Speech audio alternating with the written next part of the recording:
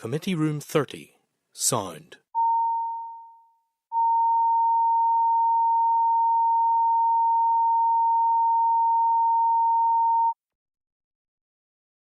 Committee Room 30, Sound.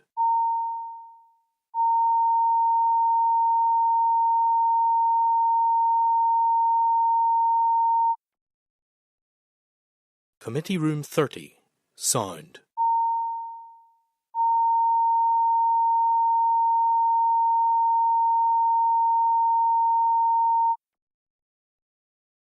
Committee Room 30, Sound.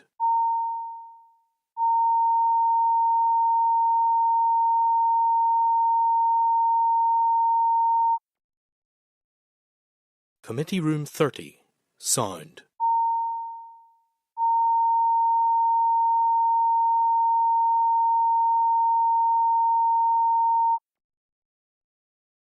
Committee Room 30, Sound.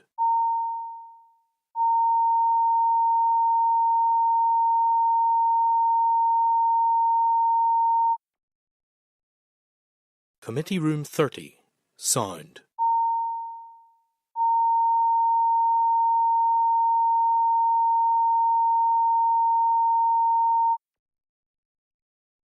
Committee Room 30, Sound.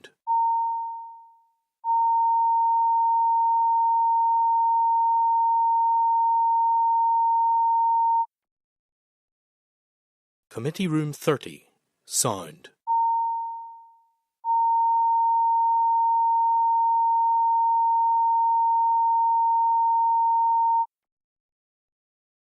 Committee Room 30, Sound.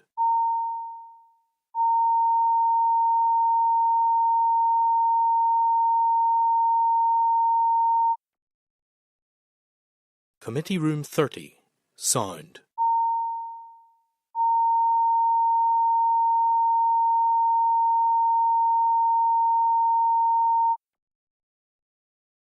Committee Room 30, Sound.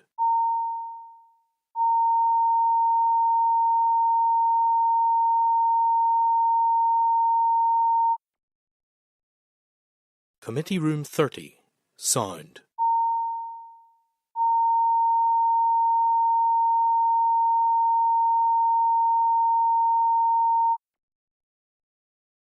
Committee Room 30, Sound.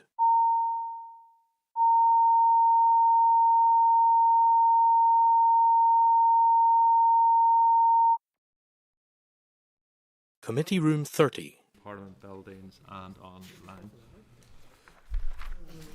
Okay, members, we have no apologies at this stage. Do we have any declarations of interest? None? Okay. Item 3, then, members, is Chairperson's business. Can I thank members for their attendance at the informal meeting with the US Special Envoy Joe Kennedy yesterday? And can I seek the committee's agreement to write to Mr Kennedy and thank him for taking the time to meet with the committee and look forward to ongoing engagement with him on the issue? Great. Thank you. Draft minutes, members, you will see at page 15. They'll find a copy of the draft minutes from our meeting on the 10th of April. Can I ask members if they are content that those minutes are a true and accurate reflection of the committee's deliberations? Yeah. Great. Thank you.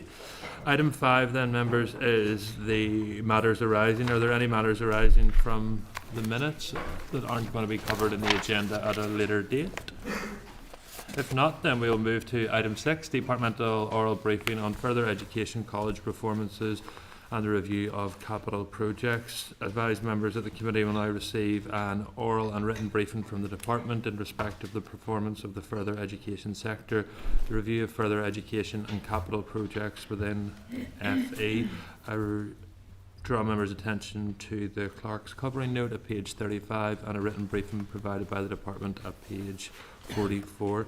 I also refer members to a copy of the Educational Training Framework at page 54, an example of DFE Partnership Agreement at page 88, the DFE Investing Activity Report for March 24 at page 163, and the Department's FE Estate Strategy at page 167.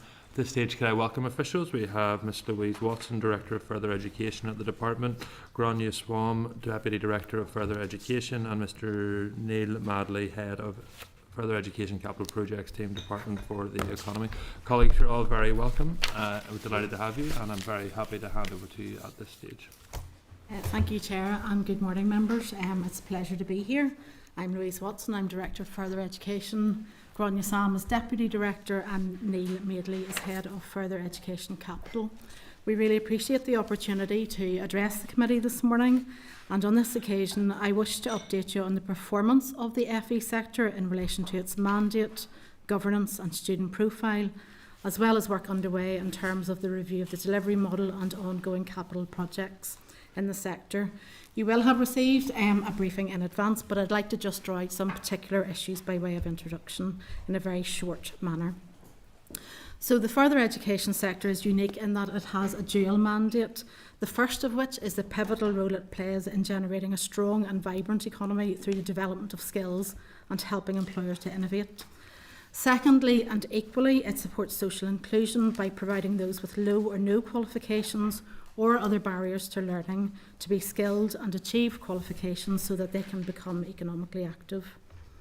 We have 6 further education colleges here. Their legal foundation is founded in the 1997 Further Education Northern Ireland Order, and this requires each college to have a governing body, a board that sets out and the legislation sets out the duties and powers of that body. The key role of a governing body is to secure the efficient and effective management of the college and to ensure the college provides suitable further education for students while taking account of the Minister's priorities and local skills needs. The relationship that the department has with the 6 colleges is set out in mutually agreed partnership agreements, and these explain the governance framework within which each college operates and outlines the effective partnerships that must be underpinned by common principles, a clear purpose and a proportional approach to assurance. These agreements help us to ensure that partnership working is to the fore. So we very much see our role in the department to support and incentivise colleges to thrive, to enable them to fully contribute to the ministerial priorities that we have set before us. Our colleges account for around 30% of the overall resource budget of the department and therefore have a very significant role to play in contributing to the Minister's priorities. Without doubt, the sector has faced a number of challenges over the last number of years, and most significantly in terms of decreasing student numbers. Over the last 6 years, student numbers have decreased by 18% to stand at around 64,000 in 22-23. And without doubt, the biggest fall in student numbers occurred in 2020 and 21, with about 56,000 students that year. This is largely attributed to the impact of COVID-19. However, we do very much see that there was a prevailing downward trend in the 2 years prior to this, so no doubt there were other factors at play as well. I am happy, however, to indicate that numbers continue to improve and student numbers are increasing year on year since this point. Turning now secondly and perhaps briefly to the review of the delivery model, there is significant work to be undertaken to ensure that the current delivery model is fit for purpose and working as effectively as possible to meet the skills needs of learners and employers and to contribute fully to the Minister's economic vision. To date, there has been quantitative and qualitative analysis on the costs and performance outcomes of our colleges here, and benchmarking has taken place against high-quality, cost-efficient comparators in Great Britain. We have also conducted desktop research on further education provision in other jurisdictions, how this operates and governed, and as well have talked about and sought to review change management and transformation. We are now at the point, along with the colleges, of taking a co-design approach, which is very important as to how we will move forward. And based on this co-design approach with the 6 colleges, we have developed a number of work streams, and these will, in the next several weeks, be presented to the Minister for his determination on future steps. And thereafter, we would wish to keep the committee fully appraised of progress that's going to be made. Finally then, by way of introduction, I would want to draw your attention to the capital investment made by the department in the estate of further education. This has seen the delivery of state-of-the-art campuses at Armagh, Banbridge and Enniskillen, and a major refurbishment of Springtown campus in the North West Regional College. The new Earn campus in Enniskillen is particularly worthy of mention, standing as a landmark of what can be achieved in sustainable construction. At its completion, it was the first and largest educational building worldwide to achieve Passive House Premium and BREEAM Outstanding accreditation. We have new campus projects progressing well at Coleraine and Ballymena on site, and further projects at Newry, Craigavon and Strabane are under consideration currently. This ongoing capital investment has direct linkages to the Minister's economic vision and priorities to deliver a highly productive, zero carbon, regionally balanced economy with good jobs. It is also, I would say, essential to increasing enrolments in helping us to attract students to colleges where they can learn and upskill in an environment which meets industry and employer standards and fundamentally helps them to achieve their full potential. I'm happy to take any questions, Chair. Thank you very much for that, Louise.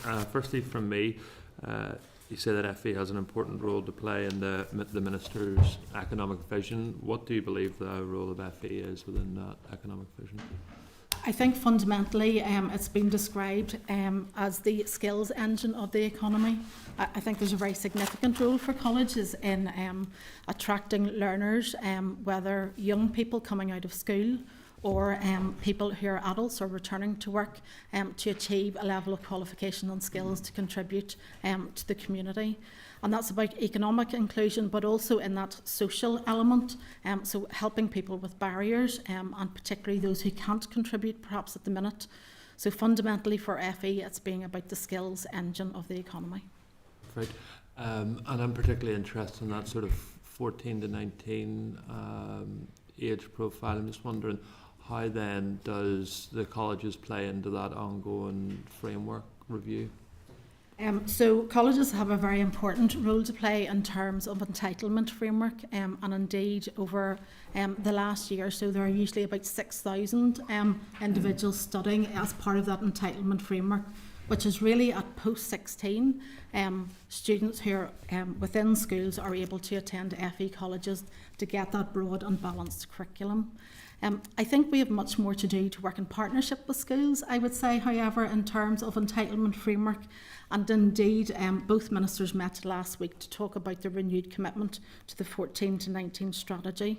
There is absolutely a number of areas that we need to think about collaboratively, and one of the projects that will be taken forward this year as a priority is with regard to careers advice within schools and across that educational ecosystem.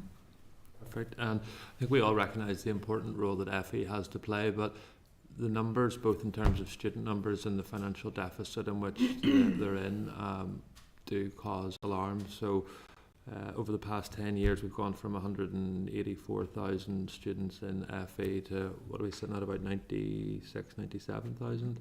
So that's about a 50% decrease over the past 10 years, and you know, COVID obviously had a role, but there's clearly more fundamental and underlying issues than just simply COVID. So how does the department explain a 50% decrease in the number of students attending? Well, certainly in terms of the numbers, some of the numbers talking about enrolments in FE colleges, and then some fundamentally talking about student numbers. So the last published figures would indicate there's about 64,000 students. That's correct. 117,000 enrolments. Okay. So a student can have a number of enrolments within a college, but nonetheless there has been a reduction in student numbers. Some of that we would understand to be an effect of more students going to university. We're in a position in this economy that we've almost full employment rates, and also we know certainly post-COVID that perhaps more schools were retaining their students post-16. The other factor when you move past that 16 to 19 age group is the participation here in lifelong learning. So as a jurisdiction, our participation rates in lifelong learning are about 17%. And we know that we have a really fundamental issue too in thinking very carefully about how businesses, I suppose, support the upskilling and reskilling of their current workforce. So certainly there are demographics at play as well. We know sort of over the last 5 to 7 years we have bottomed out that sort of teenage age, and we know that over the next 8 years that will be on the rise again. So really complex demographic factors, I think some system factors, and I think all of this calls for us to look at a much more collaborative way of working across that ecosystem of higher education, further education and schools. And then just finally 2 points from me in relation to campuses. So firstly, my East Belfast colleagues would not allow me to have passed up this opportunity without putting on the record their strong objections to any closure of Castlereagh campus. And just to put that on the record, and maybe you could speak to that. And secondly, you rightly spoke about regional balance and investment in FE estates across the province, though I didn't hear any mention of the Newton Abbey campus, which is of course in my constituency of North Belfast and plays a vital role in a constituency which has low economic activity, which is surrounded by really good schools that they could be fed into. So is there any capital plans for that campus also? Neil, could you maybe Yeah, certainly. We would work quite closely with Northern Regional College, and that there is a strategy in place to do a refurbishment project within that, and we've been working very closely with the college on that, in line with their business needs and their curriculum delivery. So yes, that's certainly one chair that's we have it on our radar. And Castlereagh? Yep.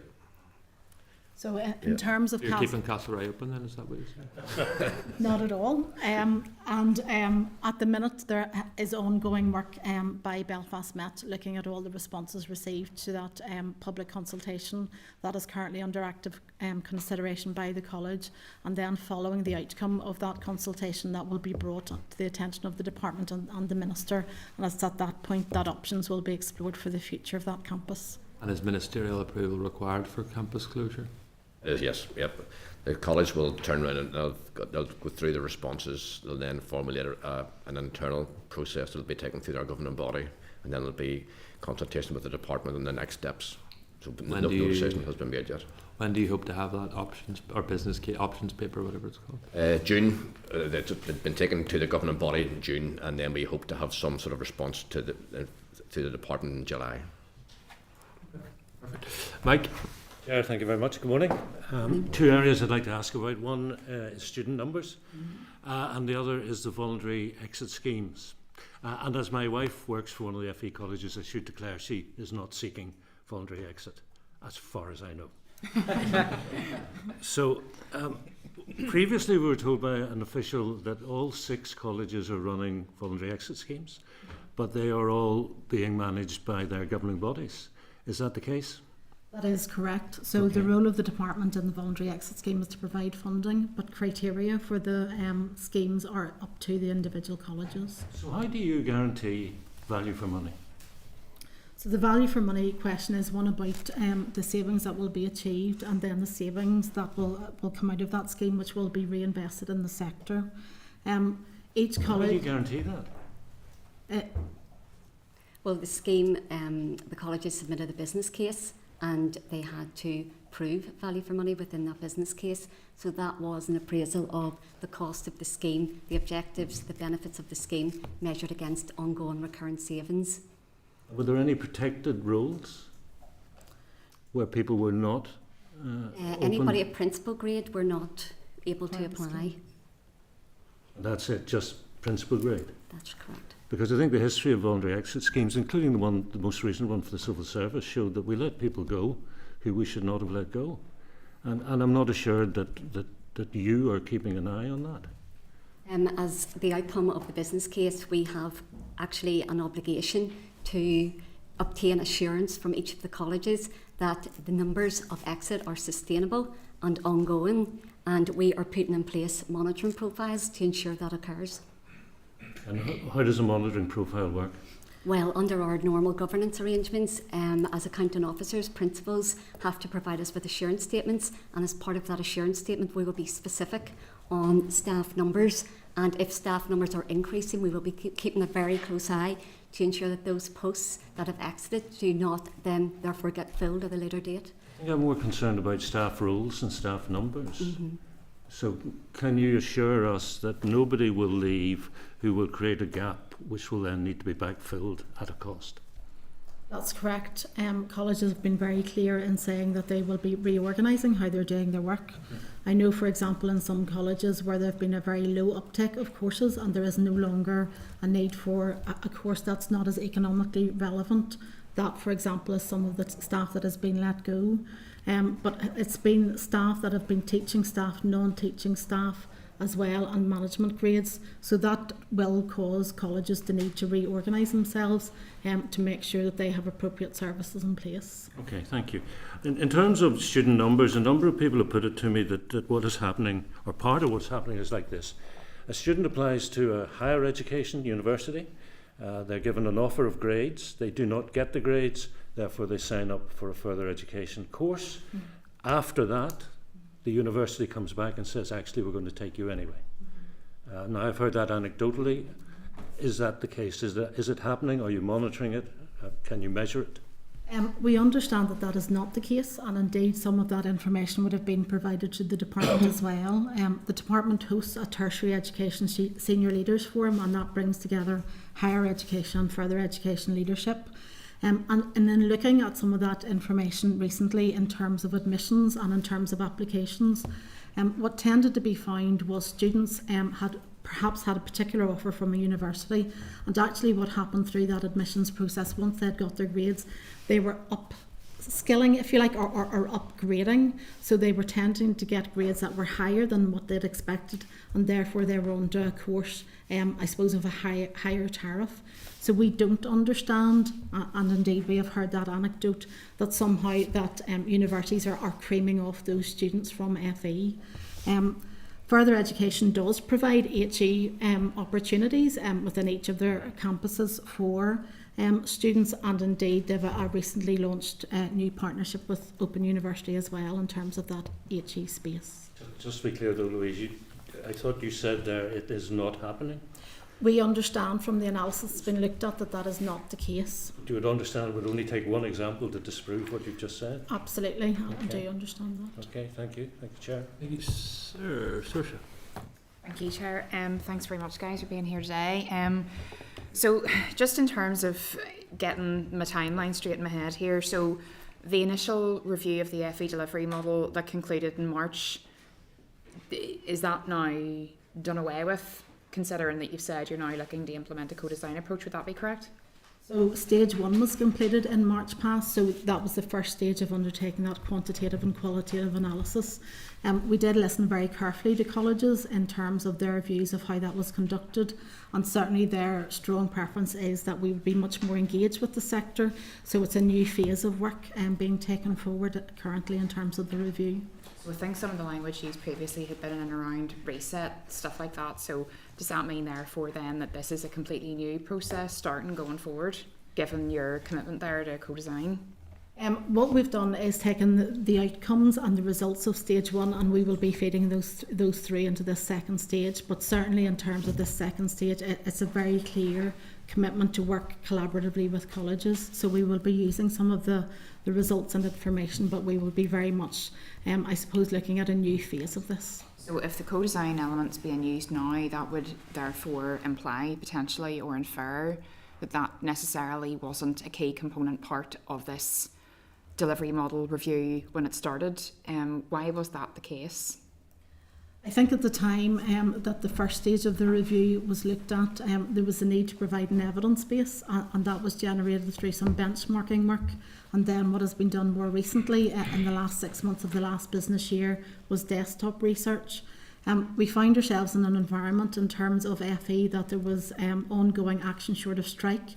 There was very difficult circumstances in terms of industrial relations, and certainly we were very mindful of the need to address issues around pay. So the proximity of those issues, to be perfectly honest, didn't enable us to have as wide an engagement as we would have wished to have had with colleges. We are seeking to correct that now. I will be the first to say that we could have done much better in that first phase of work, but we now want to make sure that it is absolutely co-design in the truest sense of the word. Yeah, I think that's fair enough. I mean, all we can ask is that people, learn lessons and move on, and I welcome that there is a firm commitment now to co-design going forward. You've mentioned there as well the role of DE and the collaborative work with them in regards to a number of things. So we've all talked about 14 to 19. I mean, that's been going on for a long, long time now, and you can appreciate that members are starting to get perhaps a little frustrated that we haven't actually moved further on that journey. The other point that would be completely remiss of me not to state is also the commitment to careers advice as well, something myself personally, but also the committee as a group are committed to trying to push forward. whenever we last met with officials a few weeks ago at committee, I think perhaps there's a little reticence to kind of fully acknowledge the overlap and the collaborative nature that is required between DFE and DE in order for us to actually fully maximise what it is that we're about here. So in terms of those collaborative approaches, what do you think is the key thing that we need from the Department of Education going forward? I mean, we've heard, you know, anecdotally from Mike and others. We also have heard anecdotally, and I'll just say it, schools that are providing vocational courses within a school setting, including grammars, and obviously that is of a concern. Every child and every young person is free to make their own decision, but if we are in a competitive environment, which is as a result of the skills ecosystem that we have created, that is a concern to us all. So what are your thoughts on that? I suppose if I could turn specifically to that careers advice, I think what has happened perhaps formally is Department of Education had a particular approach on a set of actions, and indeed our department had the same. I think there's now absolutely a recognition that needs to be a shared action plan, and actually we need to think really carefully and collaboratively about the resources that we have and how we direct them. So for example, this afternoon, by way of example, I'm going to a workshop with education colleagues about 14 to 19 to have real conversations about what a shared action plan looks around that and to identify priorities. So certainly as far as I'm concerned, I think we need to be clear about what sits within the responsibility of respective departments. So for example, Department of Education owns sixth form policy. That will not work well unless FE is featured within that, and that's some of the conversations I'm starting to have with my counterparts in the department. So I think that strong commitment to collaborative working and shared priorities that are student centred will be key to delivery of 14 to 19. And just the last one from me, Chair. Just in terms of going forward then, what would be a clear timeline and dates for us to expect in terms of this delivery model review going forward then? To be honest, I'm not entirely sure, but I can certainly write and advise the committee of that. As I say, there's a workshop this afternoon, and I know the ministers met last week, and that timeline is currently being formulated, and I'm more than happy to share that once it's available. I appreciate that, thank you. Thank you, sir. Jonathan. Thanks, Chair. Just brief questions from me in relation to some of the capital projects under consideration. So particularly interested from the Craigavon perspective. See the smile from Neil. It's caused huge frustration for the local campuses, indeed the opportunity for people to pertain for that further education. Where are we? Is it site selection now? Are we beyond that? Are we challenging? Just really concerned to see that we have some progress and we do not lose the opportunity of a much needed new campus for the southern region in Craigavon. Yes, I think everybody's aware of the need, you know, with the two campuses that are there at the minute in Portadown and Lurgan, and the challenges that are around those. There is a real good sense of community need, and in the Craigavon area, we're now at the stage now where the business case has sort of been overtaken by the cost. So where the college have submitted an addendum to the department based on their site options. There was an appraisal done, and they've reassessed what's there in relation to the site that they had, and obviously the sites that are now available, and we're considering that at the minute. So that process is, there's a number of sites that have now been submitted, and it's now to the department, or sorry, options. There's a preferred option set in there, okay, which is set in there as Marlborough House is the preferred option, okay. And it's obviously to be assessed in the round with everything else. There's also a big uplift in costs, which is taken part with the 5-year delay. Okay, and in relation to the Marlborough site, are the department satisfied that that particular site would meet its needs in terms of size and scalability? We have done some initial massing drawings, or the college have done some massing drawings, indicates that the site would be suitable. And they've also done, and that's not the only site they've investigated as well, so there have been drawings done for some other sites, but certainly the addendum has been taken forward on the premise that Marlborough House would be the... And have we any idea of timescales that a decision could be made on that? It's with us at the minute, and we are currently assessing it. We would be hopeful of trying to get it, you know, moved forward. It'll have to go through our casework committee, we're hopefully getting that done certainly this financial year. Okay, and thanks for that. That's important. Just finally on the point Louise mentioned about, I suppose it was a bit interesting to see. Obviously, the numbers are a bit concerning for us all. This committee has championed the need of further education. In fact, we all see it as being a real, tangible, modern part of the economy and the jobs that are coming from it. And to hear that, the more of our students going to university, I suppose probably is more surprising, because I think there's many of us that have went through that avenue with the fullness of sight and the job opportunities would actually say that, yes, it's a legitimate aspiration for university, but further education colleges ideally offer an opportunity to get direct work in key sectors in Northern Ireland that are very well paying. So I suppose, what do you think is driving that trend still towards universities? We have had long discussions about career advice, and something that we're all really passionate about actually. Do you think that has been a blockade to trying to help people to understand the merits of further education and the job opportunities that it presents?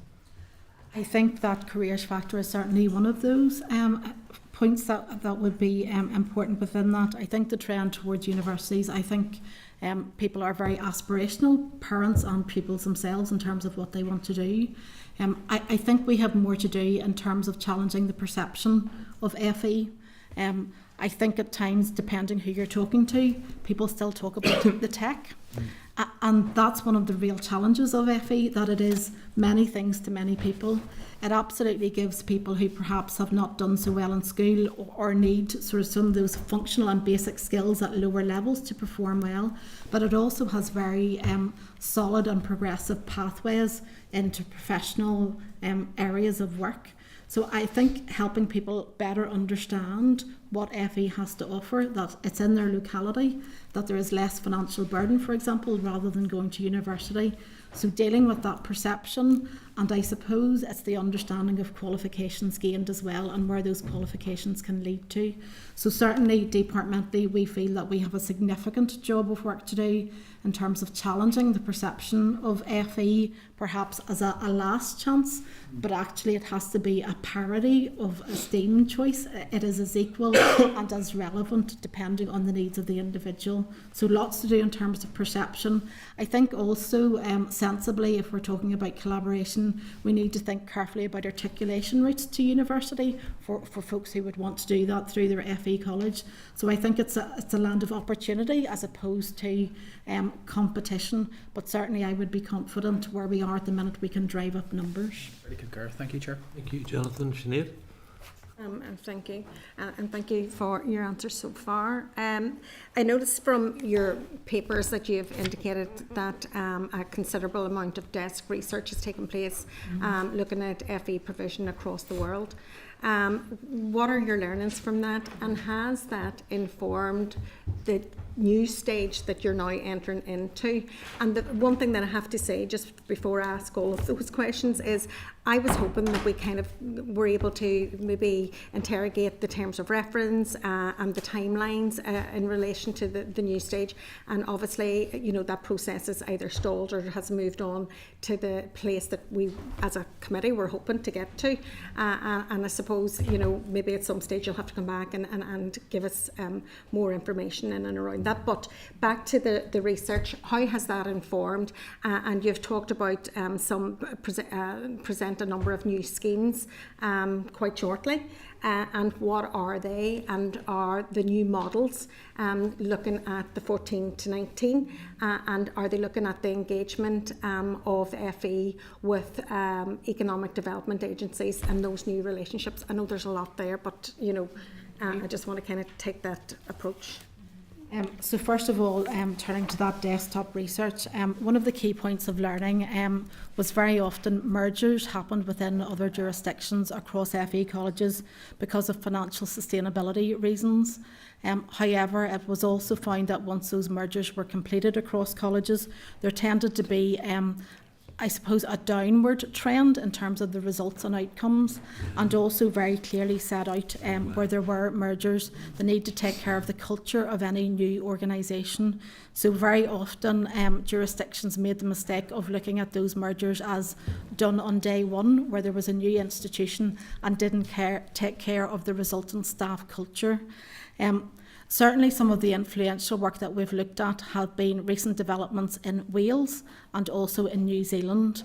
Having talked to remotely, I would emphasise to colleagues in those jurisdictions, very much the idea emerging of a tertiary education sector as a much more broadly based look at education in the post-16 world. So that idea that you have very clear handover points between different institutions, but also that there's a very unique contribution of universities and, for example, FE colleges. I suppose a further point of the learning was a real clarity about the purpose of changing what your delivery environment looked like.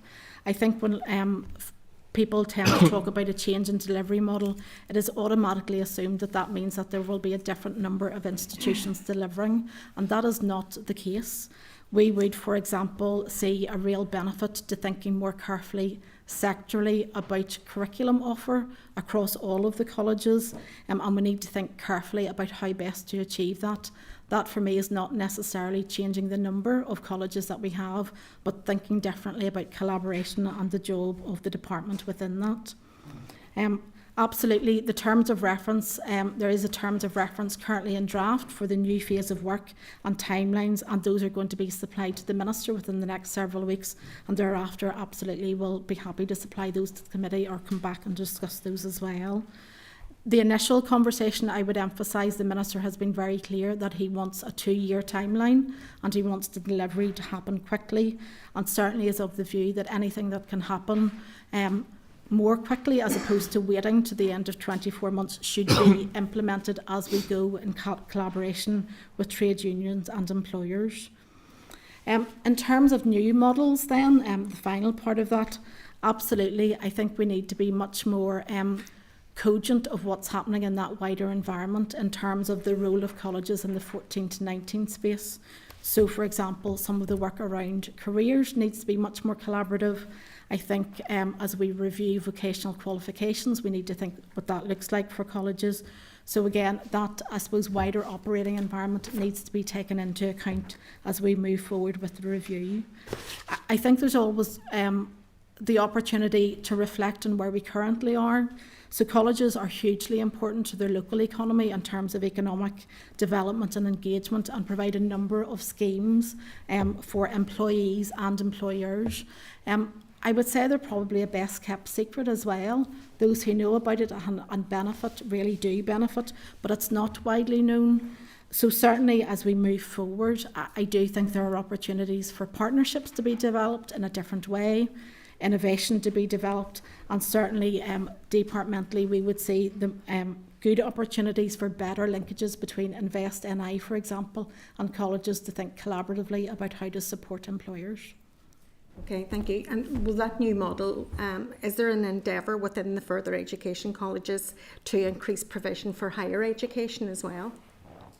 I'm not sure it's specifically targeted at higher education. I think the overall direction is to increase student numbers, and I think that will be very much dependent on the profile of students in localities.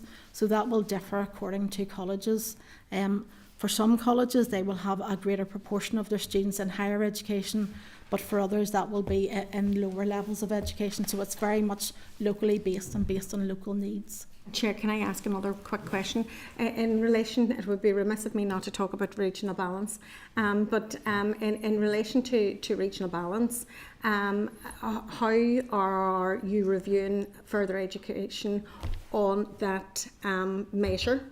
And looking at higher level apprenticeships and your statement last week, there's certainly not regional balance in relation to higher level apprenticeships across Northern Ireland, and some of the colleges that has the greatest need have the least provision or the least intake of higher level apprenticeships. It's not the college's fault, it's the nature of our economy. How do you approach those issues? So I think in terms of regional balance, on an annual basis, each college formulates what's called a college development plan. That college development plan very much takes into account the local needs in their communities. It looks at the profile and the demographics of their local areas, and certainly within that, the skills barometer of skills shortages are an important point. But the point is well made. As the Minister has set out his priorities, we need to think very carefully through those lenses to see what FE needs to look like going forward. I don't have all of the answers now, but I think in conjunction with the colleges, we can get to a point where they're seen as real assets in their communities. Okay. Out of the 30% resource budget, how much of that would come to the Northwest? We have college by college figures. I don't have them to hand, but certainly Yeah, I can provide those figures in terms in of terms of resource budget. Northwest College, it just has over 30 million per annum. And how does that compare with other colleges? Well, 4 of the colleges would be in and around that amount, and then we have 2 of the larger colleges. Belfast Met would be just over 50, and CERC would be just over 45.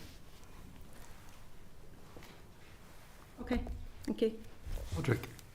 Great, thank you. I want to thank you firstly for all your engagement. I know that over the last number of months as further and higher spokesperson for our party, I've been in contact with a number of you on different issues. So firstly, thank you for that and for all your ongoing work. I suppose I want to touch on 3 points really. 3 points are around the one college model firstly. Second one then will be around people who are already in employment and that reskilling model, and the third one is around north-south enrolment and apprenticeships within that as well. So just to touch on the first point, the one college model that had been, I suppose, proposed before, I think that this conversation and the conversation we've already had today highlights the fact of the strength of having regional colleges, the strength of having leadership within each area. And for me, I suppose our party's approach to further and higher education is very much around widening participation. It's around accessibility. And for me, a key part of that is actually having people in each area who understand each area, who understand the needs of each area, whether that's local needs, in terms of the students themselves, but also local needs in terms of the economy. So, for example, Northwest Regional College, there's been huge work there. And anytime we meet businesses, we hear about the flexibility, we hear about the opportunity that they can present to Fintru, to Danske Bank, to Alchemy, to all these other companies who are bringing good jobs, who are bringing opportunities, who are bringing skills to our city. And there you have a provision which is ready-made within the regional college. So I think that that's a real strength. I think it's something that needs to be nurtured and something which needs to be, I suppose, maintained most clearly. Leads me on neatly enough, that's more a comment I suppose than a question, leads me on neatly to my last point, which I'll touch on now actually, which is around the north-south enrolment. And like 3 of our colleges obviously are in border constituencies. The reality is that while those colleges may actually be within a northern model and I suppose be under DFE, the reality for students on the ground is that there's students coming from Donegal and the Derry, there's students coming from Derry and the Donegal. That's something which is in the nature of our country, it's in the nature of our geography. I think it's something to be welcomed as well. But within that, one of the concerns that we've had in our office quite a few times actually is around students who are studying in one jurisdiction and who are then struggling to get an apprenticeship in the other.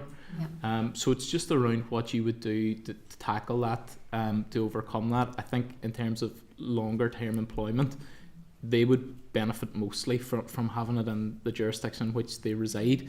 Obviously, maybe it's a local family farm, maybe it's a business who they've built up relationships with. So it's just around, again, breaking down those barriers and how you would tackle that. Last one is around people who are already in employment or who are looking to reskill as well. So there's huge opportunity, and it touches on a point that a few members have already made around trying to better understand or better communicate the offering that's there within our colleges. Because I think historically there has been an understanding that people come straight out of school, they go to college, they go to a job. That's not the case for a lot of people now, and there are those huge opportunities to upskill, to reskill. I'm meeting with one of your colleagues later this week or next week around that as well. It's something I'm really interested in, because I think that there are a huge number of people who are in employment who mightn't be able to tie themselves to one evening a week, and it's around the flexibility of those courses as well, and the funding that can come centrally for that. I know a lot of people who I've spoken to in the constituency would look to do a course, maybe even on a weekend or maybe over a short period of time, online options and stuff like that. So again, I think there's huge opportunities here. I know you're already working on quite a few of these, but it's just to get an update on what's happening and how we can better those offerings as well. Thank you. Thank you.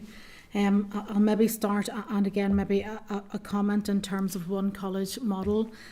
We are not at this point looking at changing the number of colleges here, and very important to say that we're seeking to be really clear about what aspects of the sector we want to nurture and encourage to thrive, and where are the things that we can get better at in terms of efficiency, and making sure that those are working really well together. In terms of reskilling, I absolutely agree. I think we need to better communicate to employers and employees what the sector has to offer. I think the days where there was only one offer to be made have changed, and I think we need to be very careful and considered in terms of what else is on offer. So I know, for example, work has been ongoing within colleges to look at different modes of delivery. Through COVID, there was a huge effort made about online delivery, and I think we need to not lose some of that. And also some exploratory work has been ongoing about micro-credentials. So, for example, short-form courses or shorter forms of courses. But I think how people learn and when they learn all need to be considered as part of that. Turning to the point then about north-south enrolments, as you say, some of our colleges are already in partnerships with colleagues with their counterparts for delivery. I think there are very different models at times of delivery, for example, of partnerships, where there are some models that are used in the south about blocks of learning. I think we need to again be really clear about the ability, I suppose, to enable those mobilities to happen well. So I think there is work to do in terms of what people are eligible for in terms of support, and how that they can access that support. But certainly I know colleagues sitting behind me will have lots of experience within that. But yes, the point is well made. We need to think carefully about, I suppose, learners coming in here, or us being able to have learners in other jurisdictions too, and certainly more to do in terms of exploring those models of delivery, and I suppose breaking down barriers that would prevent sort of that exchange. Great, thank you very much. David. Thank you, and thanks for your presentation.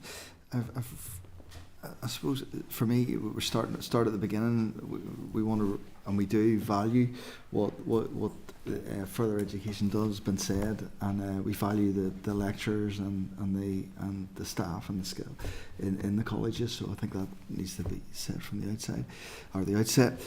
One thing I've raised multiple times now, I keep banging on the same thing in the chamber, but as part of the review for the delivery model, have we looked at throughout Europe you see technical universities, and you've seen it in the south and how successful it has been there. Has there been any review into expanding or growing the further education into technical universities here in Northern Ireland? It's not something that we've looked at to date, but I think it is something that bears a bit more research and work into. Certainly when you look at some of those leading jurisdictions across Europe, the Austrias and Germanys and Switzerland, I suppose they have an earlier point of choice for students. Some students will go into a vocational pathway at 14, where it tends to be 16 here. But certainly I suppose that understanding and value of vocational and technical qualifications is much higher in those jurisdictions. I think there is absolutely the possibility of FE colleges here being much more clearly aligned to that technical offering, and being really clear about what they offer to students. But certainly it's something we can look at. Can or you will? Yes, will. Yes, will. No bother. I suppose it's the value that society puts on FE and the value of the way it's seen. And I love the dual mandate. I think it's absolutely fantastic. And just that sort of social inclusion part where somebody without qualification has a place to go. But then on the other side, the strong, vibrant economy side and linking with business. I suppose the value piece and what's seen is in some bit that the social inclusion bit is outweighing the developing the economy and the skills part in perception. So it is seen, or it can be seen, as I didn't get in there, so I'll go here instead. And I think that is the point that is wrong. But that starts from the department and everywhere down, and the value that we place on FE. It starts in our the way we talk about it starts from the department. It comes down, and it's that piece of if this was there was the possibility of going to degree level, which you're doing with Open University and certain other courses, then the value of that college massively increases within societal perception and gives somebody the opportunity to come through. So the value piece of how we see it is something I think needs addressed. And is there anything in this review that will look at that, address that, and start to give greater emphasis on the quality that's coming rather than a second class? I think absolutely, as part of the work that's being taken forward, we need to better express the value of FE and I suppose the contribution it makes to social inclusion and economic inclusion. So I think part of that is addressing perceptions. I think there's nothing like seeing is believing, and people who have been through that and are very successful in those testimonials. So certainly I think it's something that we will want to explore further as part of the review. I think also in terms of capital investment, that goes a long way to show communities that the department is prepared to invest state-of-art facilities, and that makes it a lot more attractive to people to want to come to FE College. Whenever I look at, just finally sort of point, whenever I look at businesses in my own area, actually I was in Tyrone or in Ulster not that long ago, and we were looking at an engineering business, and they've got a great connection with the FE College for certain apprenticeships.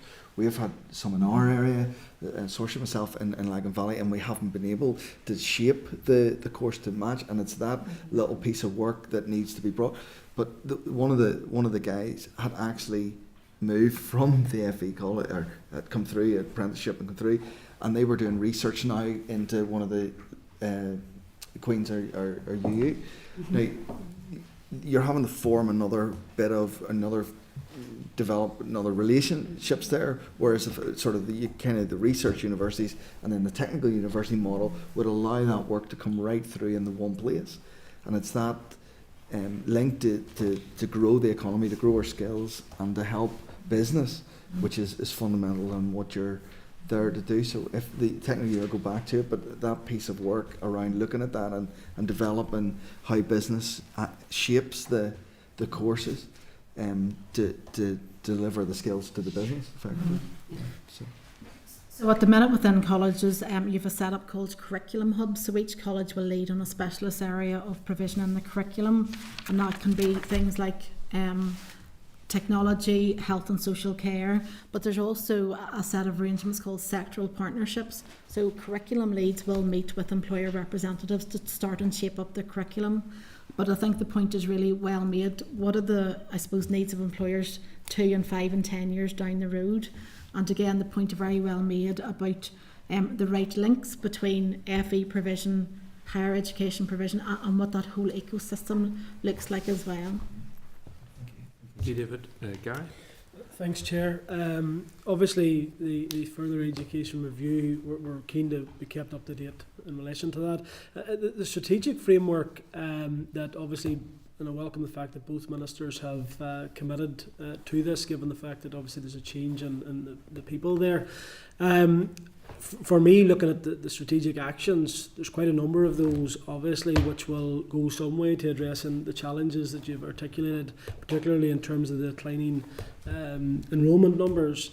The overall responsibility for that framework, who does that sit with? And in terms of moving those actions forward, as I say, for years we've been hearing about collaboration and cross-departmental working, and at times it can be frustrating because, particularly when it comes to careers advice, schools obviously wanting to retain their pupils for their A levels, and people obviously want to look after their own patch. Who's overall ownership for that? And in terms of monitoring those actions, I say there's some key ones there in relation to the 14 to 19 age bracket. So in terms of overall responsibility and ownership, that sits, I suppose, at a ministerial level across the two departments. But there has been work ongoing in terms of progress to date and what's next. Certainly, I understand as part of that programme, arrangements will be put into place. So there will be a senior responsible owner assigned, a named individual with responsibility for delivery, and then actions as well will be designated to key personnel across the departments. So that will, as I understand it, form a timeline in terms of a programme of work for delivery. And have you any timeline for when the SRO would be appointed? Has that conversation been had yet with the Minister? I think that's imminent. Imminent? Yes. Right, okay. We hopefully don't expect it in 2 days, like the other stuff. In terms of the capital piece, I very much welcome the capital work that has been done. Springtown's a fantastic example of innovation, and I would encourage people to look at that. The Strabane piece of work, the outline business case has been submitted. A lot of frustration around progress and city deal stuff. Are there any last minute potential challenges to that, or is it flowing nicely? And no, it's flowing. We've set up. We're working with the college just to sort of finalise that it's the final submission for it, and then it'll come through to the department's casework committee in June, with a view that we can then obviously get it going from there. It'll progress through our casework and then on to DOF after that. Okay, well, thanks for that update. And just a final comment. I think that in terms of from a Northwest perspective, a lot of conversation has been had around McGee, particularly now with the task force. Sometimes I think that we lose sight of the fact that with the further education colleges, and Padraig touched this in terms of the relationships with businesses and meeting that need and the flexibility. I just think that we need to be careful that whilst we focus on the university, we need to see it expanded.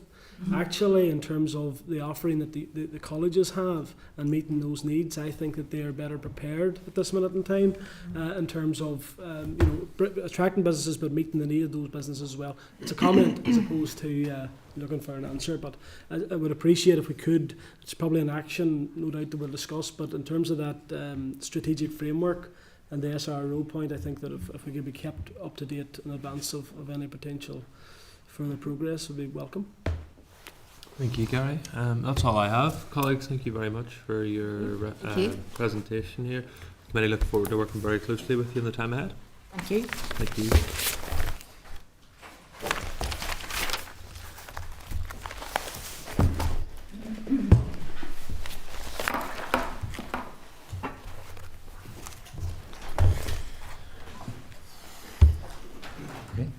So, Chair, if members will help me out a little with the actions. I think we're writing to the department.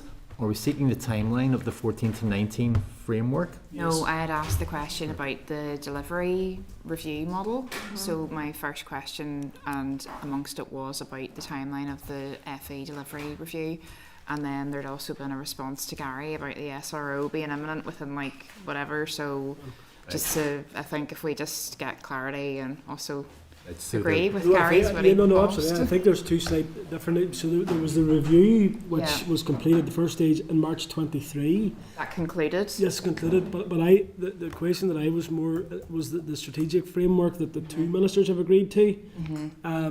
That they'd obviously indicated. Well, there's quite a number of actions which covers all of the points that we've been discussing in terms of the key points. And then that's where she said that it was imminent. So you're right. Yeah, there's no clear.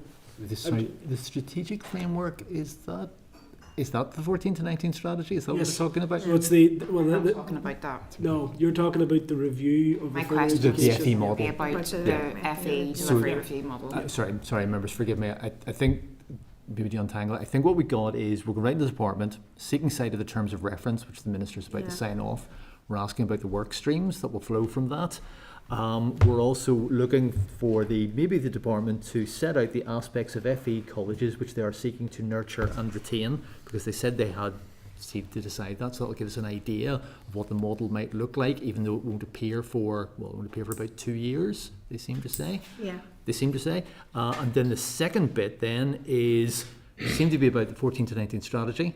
Yes. There's an SRO being appointed. Imminently. We want to know about that, and to seek an update therefore on the delivery of the 14 to 19 strategy. I think, is that, Ms. Eastwood, was that your question? No. No, it was not. So it wasn't that. So my questions are written for my committee pack by my advisor, and I clearly asked, I would like a timeline for the FE delivery review model. Okay, if that's okay, Clark. Sorry, forgive and me. And actually, the official offered to furnish the committee and come back with the details because she didn't have them today. See, right, sorry, my mistake. And I've got confused. Apologies required. Anyone else? I understand, just for clarity, my understanding is that is, just from what was said there now, is that it's going to be concluded within 2 years rather than it's going to take the 2 years, but which I think is good. So maybe it could come quicker than. So clarification on the timeline required. Yeah. Aye, definitely. Okay. Thanks, members. Happy, sir? I am, sir. Okay, thank you. We're now going to move to item 7, and thank you for your patience. We have item 7 now, which is an oral briefing from Further Educational Colleges Management Representative Organisation. Advise members that we will now receive an oral briefing and that we can see information at the clerk's cover note at page 182, and also refer members to page 190 of their pack, where they'll see an FE management briefing paper and a copy of the ministerial statement on the FE pay negotiations at page 192. At this stage, I am delighted to welcome Mr. Leo Murphy, Principal and Chief Executive of the North West Regional College, Ms. Louise Ward-Hunter, Principal and Chief Executive of Belfast Metropolitan College, and Ms. Celine McCartan, Principal and Chief Executive of the South West College.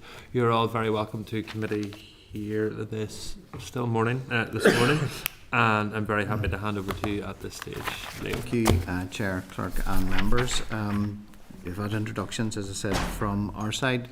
I'm Chair of the Principals Group across the 6 Regional College. That's an annual post, so for this year I'm Chair, and I pass it on to another colleague for next year. So I'm leading from the front here today with other colleagues. We have a paper we sent to you, and I'm conscious of time and I don't want to keep reading a plethora of statistics for you in relation to that. But at a high level introduction, I just want to take you in just through kind of further education on the ground.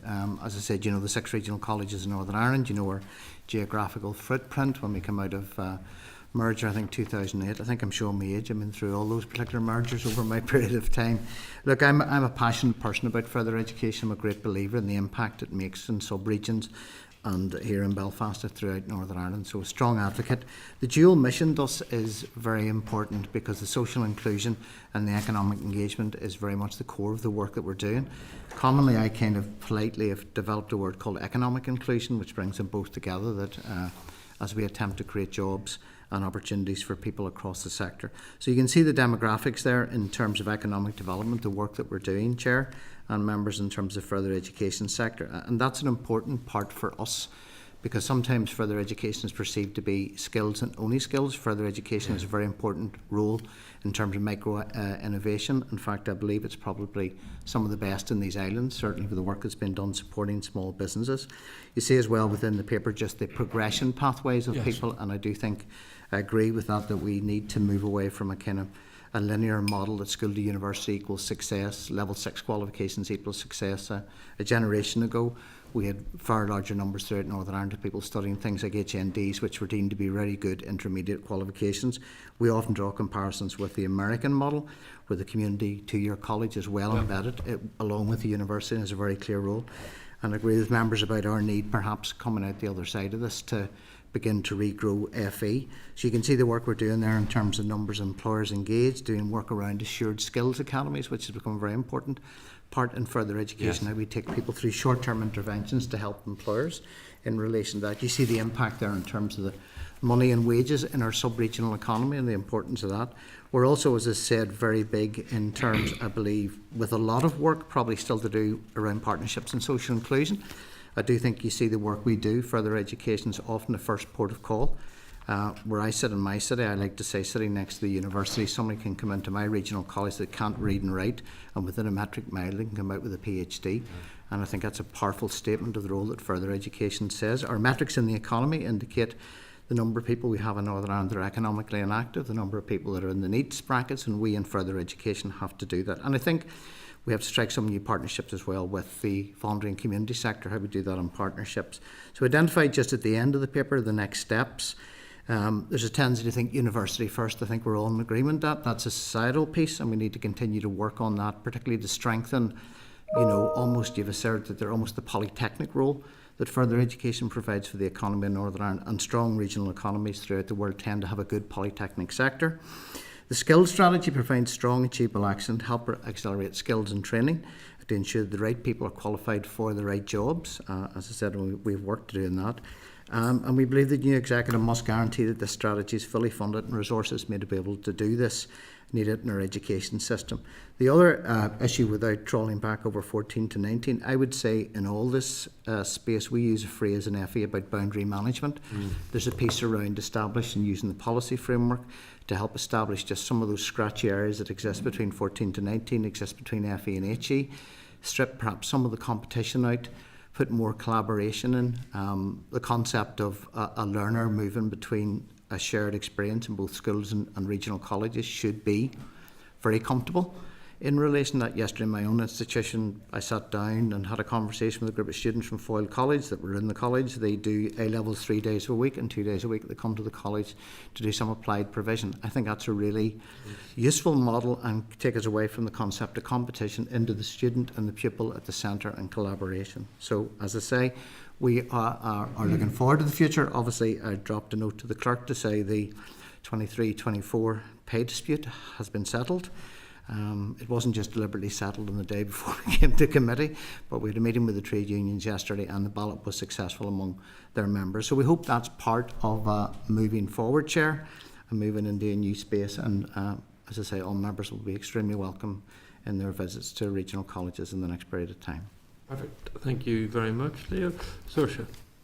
Thank you, Chair. So you just heard us there to discussing about how we bottom out the FE delivery review model. Okay, so that's the first thing I want to hear from you on. So what's your view on that? We also heard one of the officials say that they aren't at this point in time. We all heard it, we were all in the room, but they weren't looking at a one college model in response to Sinead. So what's your view?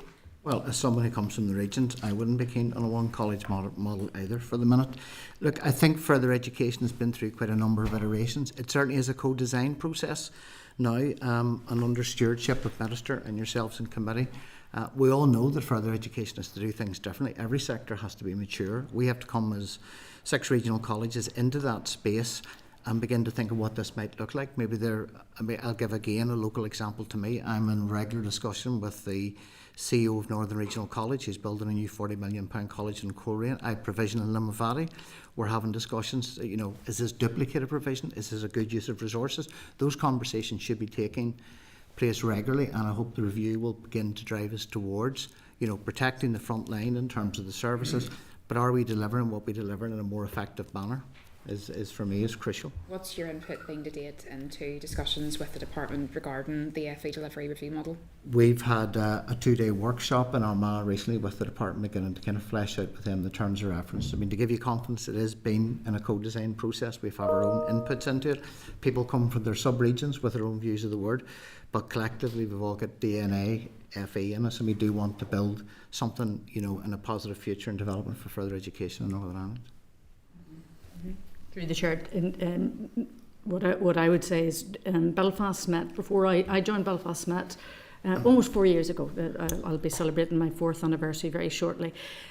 Before I joined, I know colleagues in Met had put a paper to DFE outlining a range of options. So this was in the spirit of supporting the then Permanent Secretary, Noel Lavery, my old boss from Dara, to look at the range of options that there could be, because I think we would all recognise there must be continued evolution of the sector in order to deliver value for money, and critically to deliver what it is here to do, which is to serve the citizens of Northern Ireland in terms of growing the workforce, not just for now but for the future.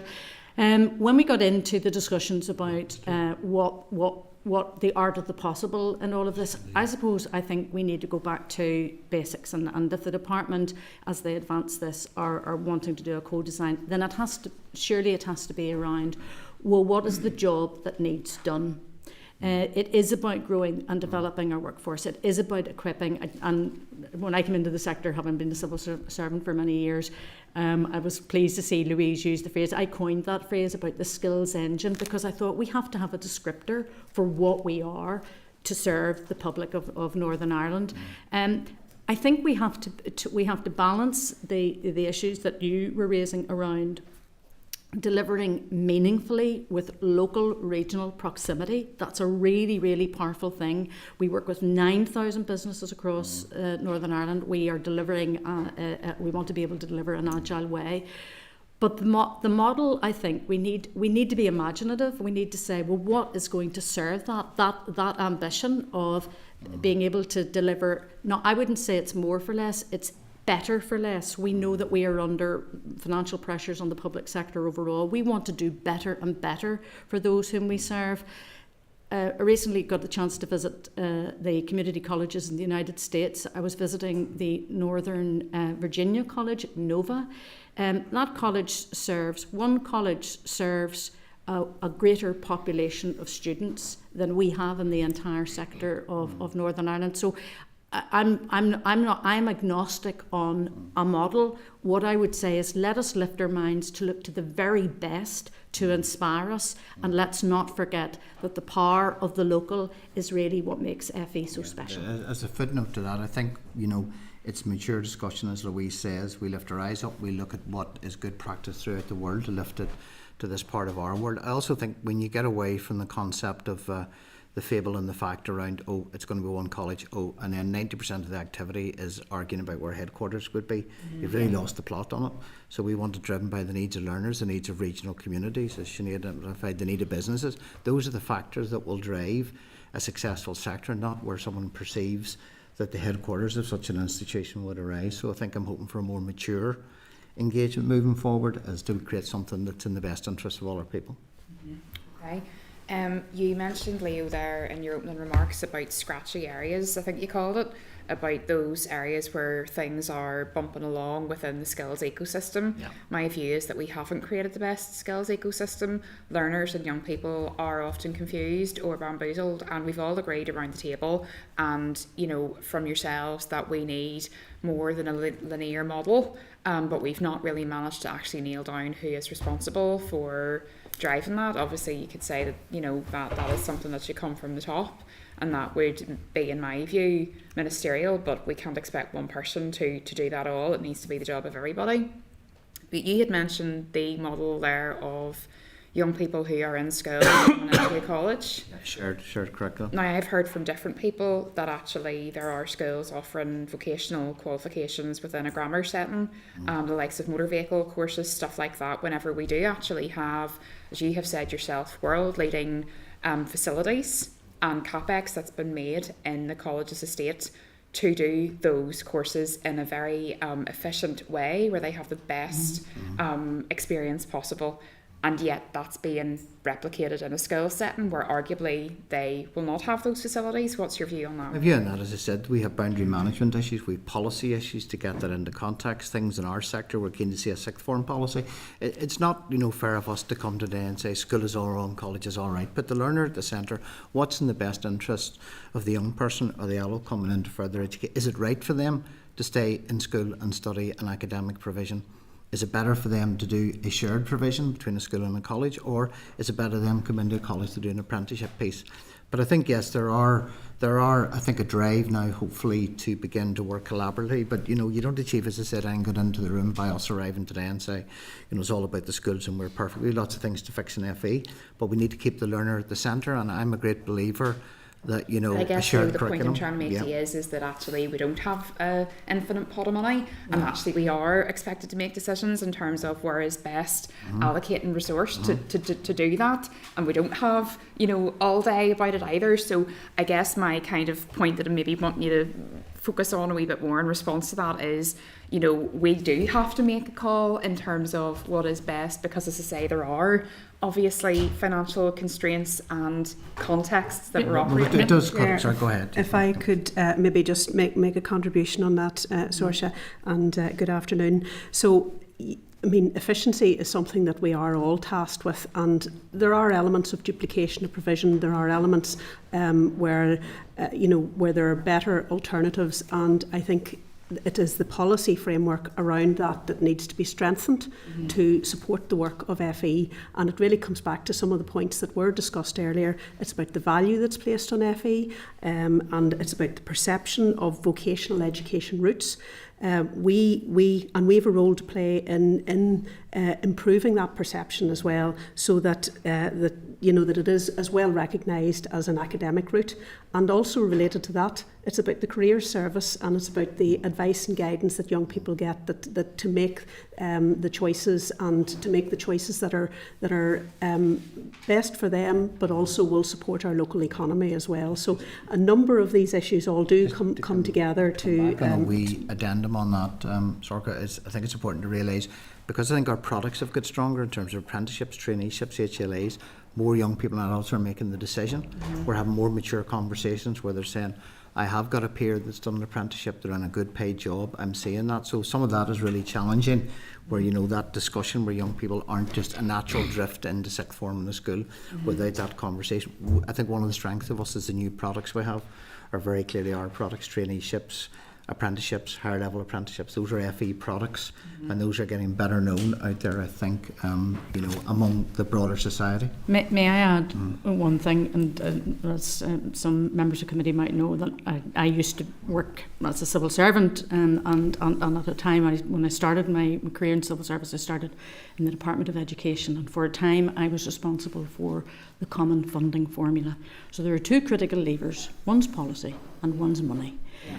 The common funding formula, as you will be aware, in terms of how money is distributed to schools, I think, sets up naturally a conservative culture as to schools wishing, and I do not blame schools at all, to hold on to the numbers of students that they have, and that affects us when it comes into the 16 and 18 space. We are funded, as you know, through grant and aid, and that is a different way. So I would... In my aspiration for our ministers and for the new executive would be to look at that. I appreciate these are not easy. These are complex issues. But actually, if a funding mechanism with a new executive in place, if a funding mechanism can be looked at and to iron out some of the unintended consequences of having two departments. To be said. So this is an unintended consequence. This is, and I suspect that policy alone will not necessarily resolve it, because if I were to be a head teacher in a very large post-primary, I would still be going, but I need my amount of money to pay my teachers and to get, and that is reliant on the per capita funding that is flowing there.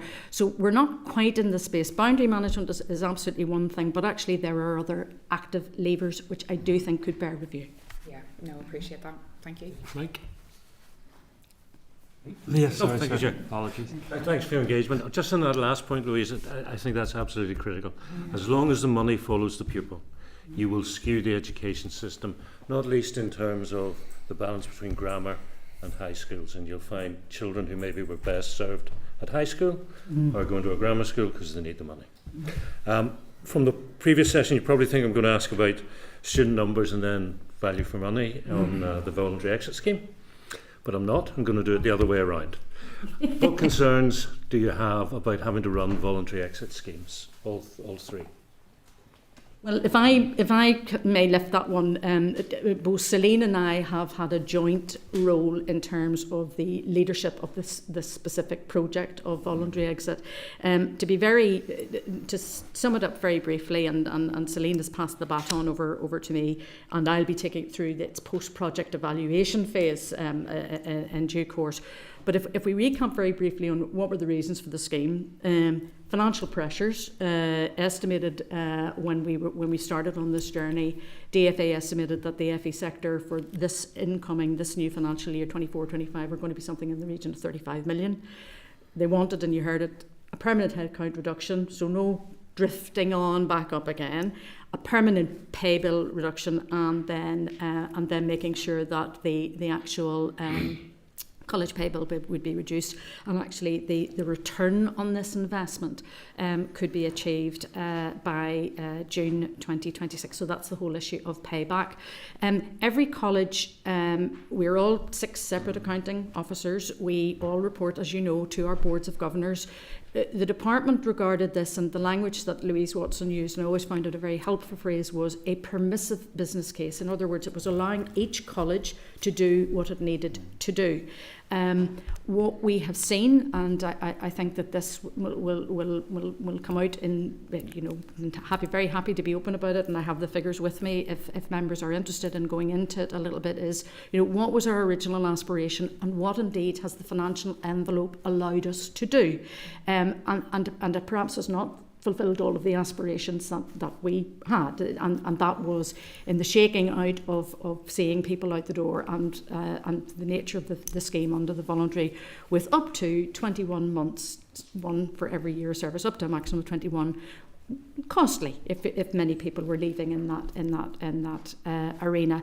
So without a doubt, one of the challenges that we've had is that to try and pull collectively, which I hope we will see that we have done, but that actually each individual organisation has sought to cut its cloth according to what the organisation was facing.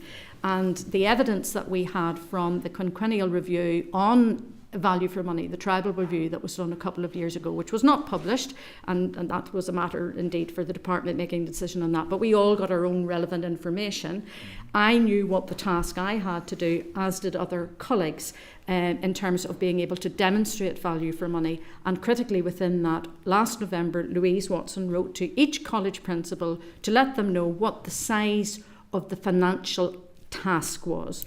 So for me, in this financial year, others will speak for themselves, I knew that I was going to have to deal with pressures of 10 million, and 6 million of that were going to be on pay. And I've been able to achieve, I think, something in the region of about 4.8 through the scheme. So it is both a collective scheme, trying to put our best foot forward on that and demonstrate that, but it is also uniquely individual. So I'll pause there. Maybe others would like to pick up. Just to pass on to Mr. Nesbitt there, in terms, look, you've got the financials around this scheme, and then you've got the people, and there's an emotional piece as well about some people who be disappointed that didn't get out.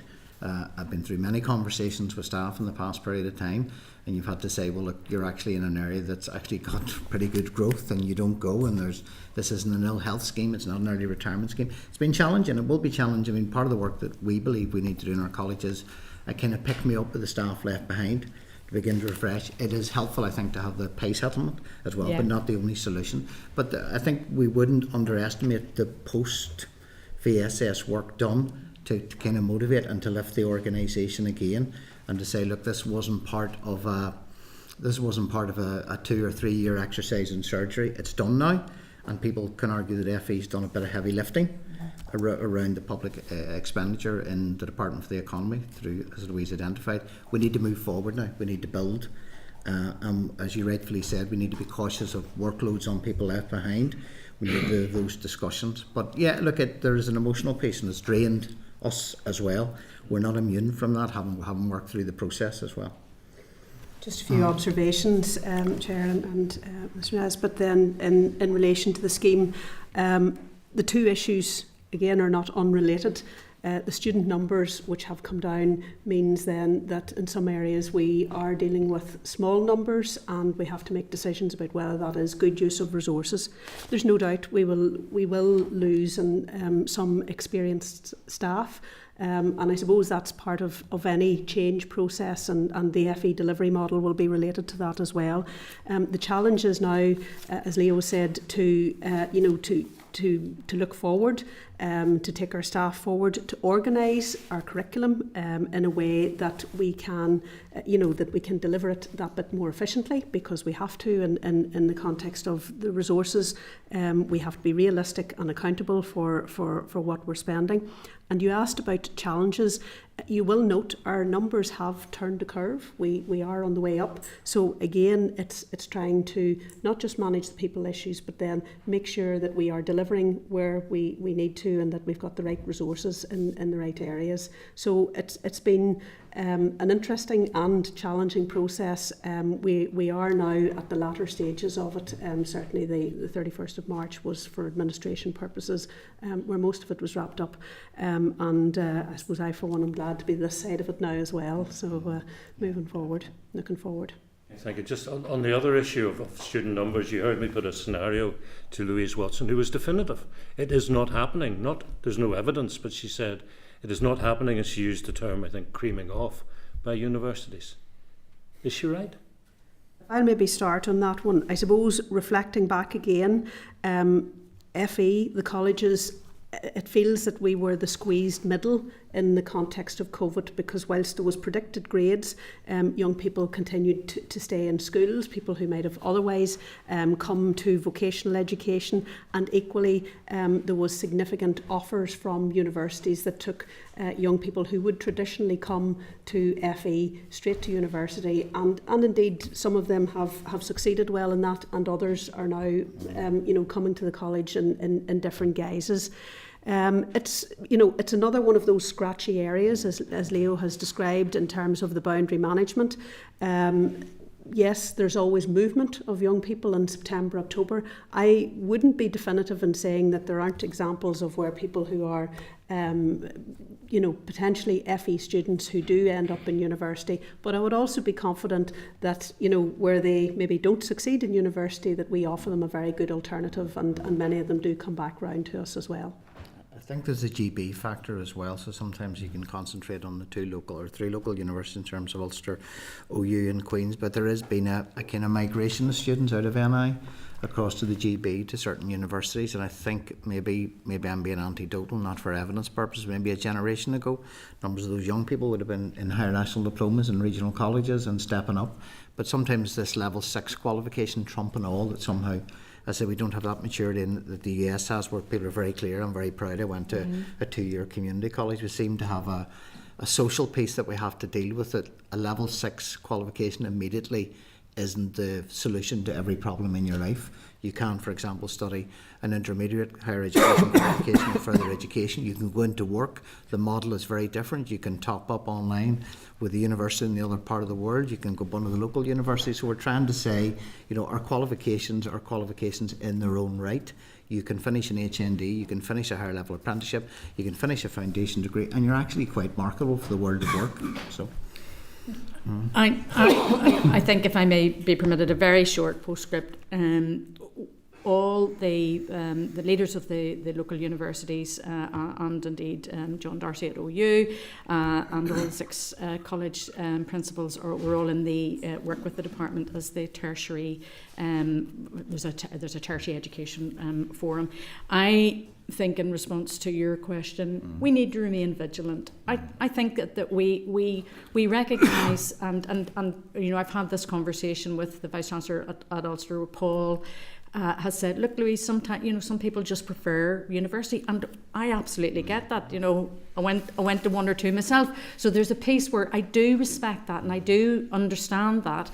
The issue is, if we are sincere about looking after the best interests of all learners, and if we're also sincere about trying to build, not just allow the ecosystem language to be rhetoric, but to turn it into something meaningful, then it takes more than just the leaders of the institutions to talk about this. This is about how we build our relationships further down our organisations together in a really meaningful and complementary way. And all of the colleges have partnership arrangements with the universities. So I just think it's an area where we need to do more work and continue. Thank you. I'm not convinced the scenario I painted is not happening, and please don't think I've got a single source. It's not that case. Thank you, Mike. Sinead?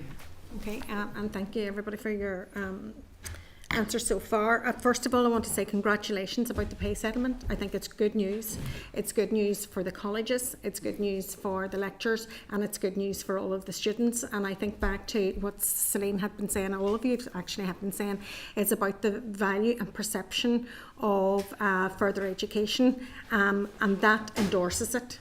You know, if you value those that teach in it and work in the sector, then, you know, society becomes more, I suppose, it values it as well. So I think it's a really good step, and it's a good step in advance of the review of the FE model. I suppose it is a very complex area.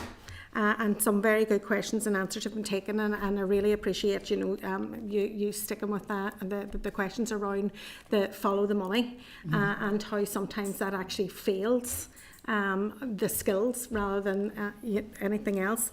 But if I could maybe ask Leo and Celine to talk a wee bit about the cross-border aspect and the challenges of running a college in those regions that are different, because whilst it's complex all around, it's particularly complex in a cross-border region, because you have to look at providing the skills on that basis, and you have an added relationship with other skills providers in a different jurisdiction. And how do you manage that, and how do you think that when we review the models that would need to be taken into consideration?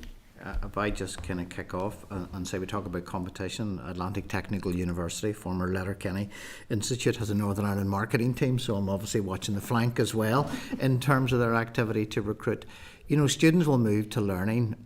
We have a cross-border Northwest Tertiary Education Cluster, which is a cluster that looks together, which consists of ourselves and the Northwest Regional College, the Ulster University Magee Campus, Atlantic Technical University in Donegal, and Donegal ETB. So we try to look at opportunities to map across where learners will move in. And learners are fluid, they're moving back and forth. And also our conversations, we have to be driven by conversations. We have a smart industry board that deals with employers on both sides of the border who just want labour, who are saying, you know, can you get me X number of software testers? Can you get me this? I really don't care what their postal addresses are. We'll sort out all those particular issues. So there is a natural flow of people back and forth, and particularly in the region that we're both from, in terms of that, and also in the eastern and cross-border. So we are attempting to look to make things smooth for learners in relation to that particular piece. And a lot of that work will be, we've tried to stay away from things that become, very heavy quality driven. Let's develop an all-island apprenticeship. I can see myself lost for a decade trying to develop that through regulators. So we've tried to do incremental stuff. We've tried to map out that a student might live in Donegal and come and study their access course in the Northwest Regional College, might head back over to Atlantic Technical University to do their degree, might come over to Ulster University at Magee to do their PhD. That's the natural flow. And we have such a learner. Recently talking to who's now working with Abbott's pharmaceutical in Sligo. So we're trying to meet the needs of the region. It's not political. It's very clear. It's economic, and it's driven by skills, and it's driven by people who say, I don't really care where you are, I just need to go and get those skills that are required. What we are finding, far more mature discussions around things like micro-credentials. Not everybody is obsessed with coming to our institutions for 2 to 3 years. Mm-hmm. So post-COVID, there's a lot of movement of people in and out of sectors. A lot of chefs who didn't want to return to the hospitality industry, they met their family for the first time. They wanted to come and do something different. So we'd like to be as flexible and articulate and not get caught in a kind of stodginess about, well, we have to look at this and we need a regulator to look for that. So quietly, I think a lot of the good work is done under the radar, for want of a better word, where people move between institutions. But, they have to protect their numbers in their institution. But certainly for us, articulated pathways, common sense, to where people move back and forth. I mean, we hope to be doing a piece of work in due course about solace apprenticeships being trained in our jurisdiction. Quite simply, it's a cost recovery model. They're prepared to pay for it, we're prepared to do it. So that's every day, if you're on the border, you have to make economic decisions, as I say, whether to buy your milk at Lifford and Strabane, you have to make that particular call, and that's part of the life. And education is part of that ecosystem. But I'll ask from a southwest from Monaghan. Well, I mean, I see the opportunities very much as the challenges. I'll focus on the opportunities. I mean, we've been very successful in attracting additional funding through, through very good partnership working with cross-border organisations. We work with Mayo, Leitrim, Sligo Education and Training Board. We work with Donegal Training. So all of those, I mean, we've recently there achieved Peace Plus funding of over €7 million in a partnership there. Now that is for a programme called Youthscape and or Youthscape Plus, and it is focused on social inclusion, and it is focused on rural isolation and rural enterprise and taking forward young people in those areas. So lots of opportunities there. As Leo said, we're working to build a seamless approach. Issues around just the challenges of our rurality and the access to services and everything that we have there. But also, I think what you maybe alluded to there, maybe issues around apprenticeships and, that recognition piece between, and speaking, I suppose, my background as an apprentice, it's very important that we do make that as easy as possible for young people to study here and work wherever the work is. Yeah, it's an interesting area, and I think does present us with many opportunities now at the moment as well, because we aim to share good practice, and that again benefits all. Well, thank you. And I suppose that kind of indicates that there is an all-island skills piece that we should be working at and getting opportunities out of that. And I suppose when we looked at the desk-based research that the department is carrying out, they looked at Wales and they looked at New Zealand, closer to home, that we need to look at just how they absolutely invested totally in education, not just the universities, but actually the further education colleges, and have moved them up, and the perception of going to, for example, ATU is on a par with entering, third level. So there's also, to be fair, very good East-West relationships as well through Colleges Alliances. We recently hosted the East Kent Colleges group, so colleges are coming over from across the water to take a look at the provision that we're doing. So we kind of go north, south, east, west. We go to best practice. Some of our good best practice around economic development is. The Scottish colleges are taking a look at that through Innovate UK and lifting some of that practice over. So we're open to conversations in all directions, Sinead, in the best interests of the region. Oh, absolutely, and I mean we shouldn't just even look on these islands, as we need to look further afield as well. Yeah. We need to widen it out rather than narrow it down. I'm really concerned about the financial deficits that the FE colleges are experiencing at the moment, and the voluntary exit strategy is not going to really cut it. It's dealing with part of the problem, but there is financial pressures on all of the FE colleges, and that greatly concerns me. Is there any other way that you can see efficiencies been driven down in relation to, I suppose, supporting the colleges and supporting students and their experiences as well? We're not talking about a one college or one model, because I just do not believe in that at all. But is there something centrally around maybe human resources? Is there something centrally around finance? I'm not taking away, your Well, in response to that, I think some of these ideas and models have been kicked around for a little while now. If the department were to, or not if, when the department advances its review of FE, one thing that we have learned from other examples, and not least in Wales and also in Scotland, is that reform, where you're looking at amalgamations, does not always save money. So actually you have to have other drivers, you'd have to have other important, not so much levers, but actually other purposes. You'd want to have other things that you're hitting in there. You talked about almost the concept there, if I may, Sinead, of integrated shared services. That has absolutely been floating around for a while. I think some of the practicalities of that need to be teased out. currently a wee bit like the way permanent secretaries are the accounting officers for their own departments underneath a minister. Each college, of course, has its own principal as an accounting officer reporting to its own board. So some of the nuances of where you would try to achieve some practical savings, also by advancing as well the issue of consistency of service and of delivery on a matter such as that. Finance, IT, estates, HR, if you were looking at those sorts of things, you'd be needing to look at, well, what does that mean in order to meet local need? When we went into, I have my wee one pager here, when we went into the VES scheme, we were doing it, as I said earlier on to other members, we were doing it collectively, but on an individual basis. I think this next step is about looking at what is achievable and that is going to strengthen the sector. Your point is, could there be other ways of helping us save money? I want to be more ambitious than just to save the money. I want to strengthen the sector. And if there's something like that, which is looking at how do you get those lateral lines working, that's good. Louise Watson mentioned in her presentation the concept of the curriculum hubs. So we are already working across all colleges. Every college has at least one.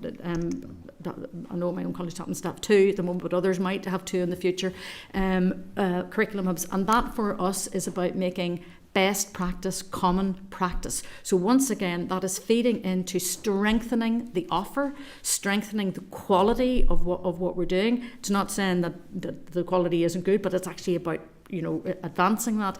And I suppose in a way every college should aspire to being an outstanding college. The practicalities though of trying to keep on saving. This wasn't going to do everything, but it was going to do a huge amount, and I'm pointing to my sheet on VES. But there is a bit where there has to be a floor. Mm-hmm. There has to be a floor on the funding.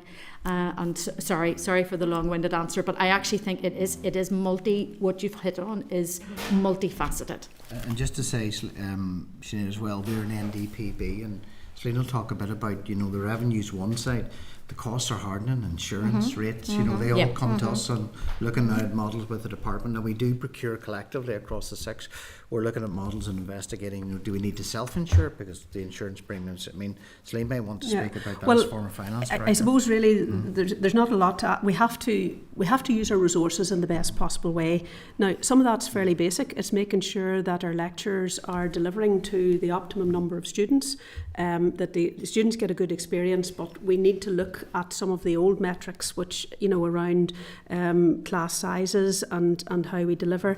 Leo's mentioned our estates costs are a significant cost and to a large degree are a fixed cost, but there are perhaps some opportunities there where we can share resources and again the opportunity to work more collaboratively now in the context of the delivery model review. We can look at diversity of income as well. That's another way to reduce our reliance on the public purse. And I think we are challenged then to really to benchmark ourselves against each other and see where is the most efficient practice and work towards that. Each of us, that we take the best practice and we become more efficient in that way. Mm-hmm. Get more investment from the department too would help. Well, I have plenty of other questions, but I'm conscious that others have an answer to ask here. Patrick. Look, firstly, thank you for coming on for your presentation. I think it's been really useful and kind of setting the scene. I had a number of questions as well. I'm also conscious of time. Two of the things I suppose I wanted to focus on were we've kind of got a good overview, I think, of the state of the policy. What I think would be really useful now is obviously you're seeing the frontline delivery and leading that frontline delivery and kind of putting the meat on the bones of what the policy is. So I was wondering if we could maybe pivot then towards two elements really. Firstly, the north-south discussion, which Sinead has already touched on previously as well. How are you seeing that practically in your colleges? What are you seeing as the practical difficulties? Second point was just around careers advice, and Saoirse's already touched on a lot of this, but the 14 to 19 piece as well. I think we had a a missed opportunity when we had two ministers from the same party who were leading in those departments. I think that was a missed opportunity. But we can't look backwards. We need to look to the future now and see what are the opportunities going forward here. We need to look at how those departments can work collaboratively. But what are you seeing as the practical difficulties now? Because we've all talked today about the anecdotal evidence that we're getting. We're getting it from schools, we're getting it from constituents, from students. What are you seeing as the practical breakdown in that as well? In certain cases, just to start that off, I mean, you know, if you take the apprenticeship market and the legislation, I think, if I'm correct, does allow it now for an apprentice to work out of state, for want of a better word. I mean, the reality is the Dublin economy and construction is immensely strong. It is like a suction for a number of apprentices going down. If I talk on the ground to curriculum leaders, they're saying it's just trying to get them back up the road to do the training element, and we have to look about how we can be more flexible. So what I'm saying to you is, particularly in our industries that we service, in a lot of construction engineering, they are mobile. They will go to where the business is. I'm hoping to have them come back to our particular regions when the city deal begins to put cranes in the skyline, but at the moment the Dublin construction market is very strong. So for our thing, it's looking at models of delivery from the point of view, considering the option at the moment we would work with apprentices tend to be in and out on a weekly basis.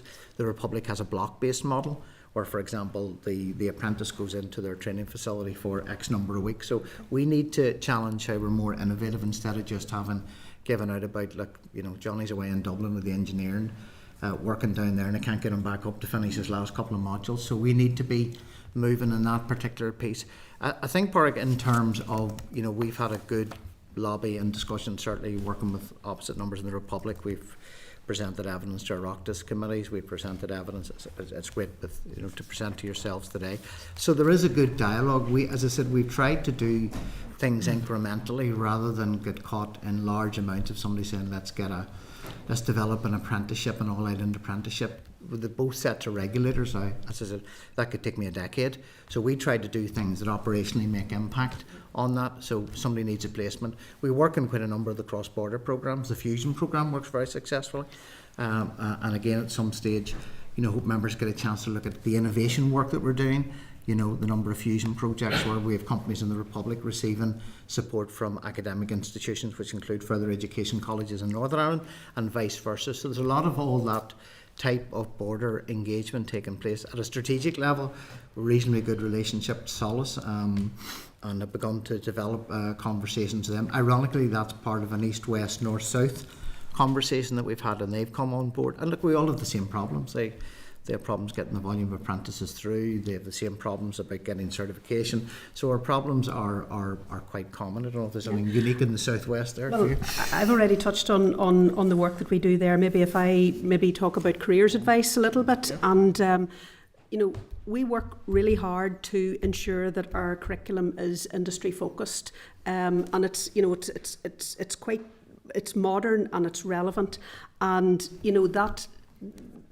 I'm not convinced that the advice that young people receive is is focused enough on where the jobs are in Northern Ireland and in the wider north, south and east, west.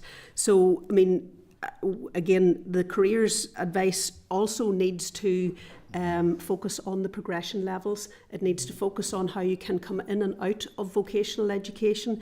We recognise people come to us at different stages with different experiences and for different reasons as well. So just to really, there are challenges there that the careers advice doesn't recognise strongly enough where the economic needs and where the jobs are, and those links and how you can progress in different ways. So that's where I would see the issues, and that's what I would ask for a more focused approach to. Louise, 14 to 19. Just a couple of points that are popping up for me. One, in terms of this whole issue of parity of esteem, that we really need, and I genuinely think we bow to the politicians in the room. We absolutely need your help to be able to articulate this, and your party colleagues right the way across Northern Ireland to be able to articulate the importance of FE and how it complements, not fighting against schools and not fighting against universities, but complementing what we need to be doing for our young people and for our returners, people who are wanting to upskill and reskill, which is absolutely essential. Professor Sir Ian Greer at Queen's is on record as saying he wants to see where people will come from colleges on into universities and back the other way, perhaps back into doing an assured skills academy in order to get into the world of work in a really bespoke way, or perhaps to do some other further of tailored industry relevant. I really appreciate the language that Celine is using there, industry relevant, so that you are taking a more generic, potentially a more generic degree, but you're really fine tuning it for the workplace. So I think that's the sort of aspiration that we need to have, and I'm delighted that senior colleagues within the universities absolutely adhere to that too. I also think, I mean, we're a little bit of an advert, Celine and I, for FE, in as much as if it's good enough for other people's children, it's good enough for ours. So we both have sons who have come through our system in slightly different way. In fact, my son has left with a level 5, and I say this, anecdotal evidence, left with his level 5 in IT, and he's just told me last week he wants to come back and finish his level 6, and he wants to pivot into cyber. So the joy for me of saying he's just one young person, happens to be quite a special one, but he's one young person, but this is the potential. This is the potential for young people going out, finding their way, getting into the world of work and going, actually, I really need to be going over here, and other people changing careers. So I have a sense that we don't want to preempt chair on this, but I have a sense that in as perhaps we near the end of our session with committee members today, that we need to keep on driving that message out there, and that we are inclusive colleges, we are welcoming colleges, we want everyone to flourish, and as Leo said, that you can take somebody who's left school without the necessary numeracy and literacy, and actually right within that, I love that 1 kilometre, square kilometre, you could have somebody coming right the way through and on into higher level and I would add to that a simple strapline when I stand up, because so many people are always confused, what are you doing further education? I said, look, if you haven't got skills, we get skills to get you a job. If you have got a job, we get you more skills to get a better job. Yeah. That's it. Mm-hmm. It's a single non-transferable message, which for us is to put out there. I think that's been really useful, and actually set in context a lot of what we've been talking about today, because obviously we're looking at it from a legislative position and largely from a policy position, so it's really useful that they actually get that first-hand experience of what you're talking about. I thought one of the points, Leo, that you mentioned earlier around the economic reality in the Northwest, just for example, and I'm sure Celine in the Southwest College as well, is really pertinent. And I'm just wondering, through committee, I think one of the things that we need to be doing is actually understanding, well, what's the reality for people from the North who are studying in the South, and therefore can we have communications with ATU, can we have communications with DKIT, because I think that's an important part of the piece of the puzzle here as well, in understanding that cross-border relationship. I mean, you can't understand an all-Ireland economy and a cross-border relationship if you're only looking at one side of the border. So to me, I think that would be pertinent, and I mean, if members are content with that, I think that it would be really important that we have communication from them as well, and that we would write to them to do that. We'll follow that up at the end in the correspondence. So you completing point, Gary? Very briefly, because a lot of questions have been asked, and I think the previous session questions obviously were relevant there as well. Just to say that you do have champions here of the sector. Two ex-alumni. Well, I wouldn't publicise that too much. You want to recruit people, Leo, but just to say that you do have champions on this side of the table, and no doubt we will fight that case. Just in terms of the strategic framework piece and the SRO coming on board, what expectation do you have as principals in terms of your engagement and involvement with that process?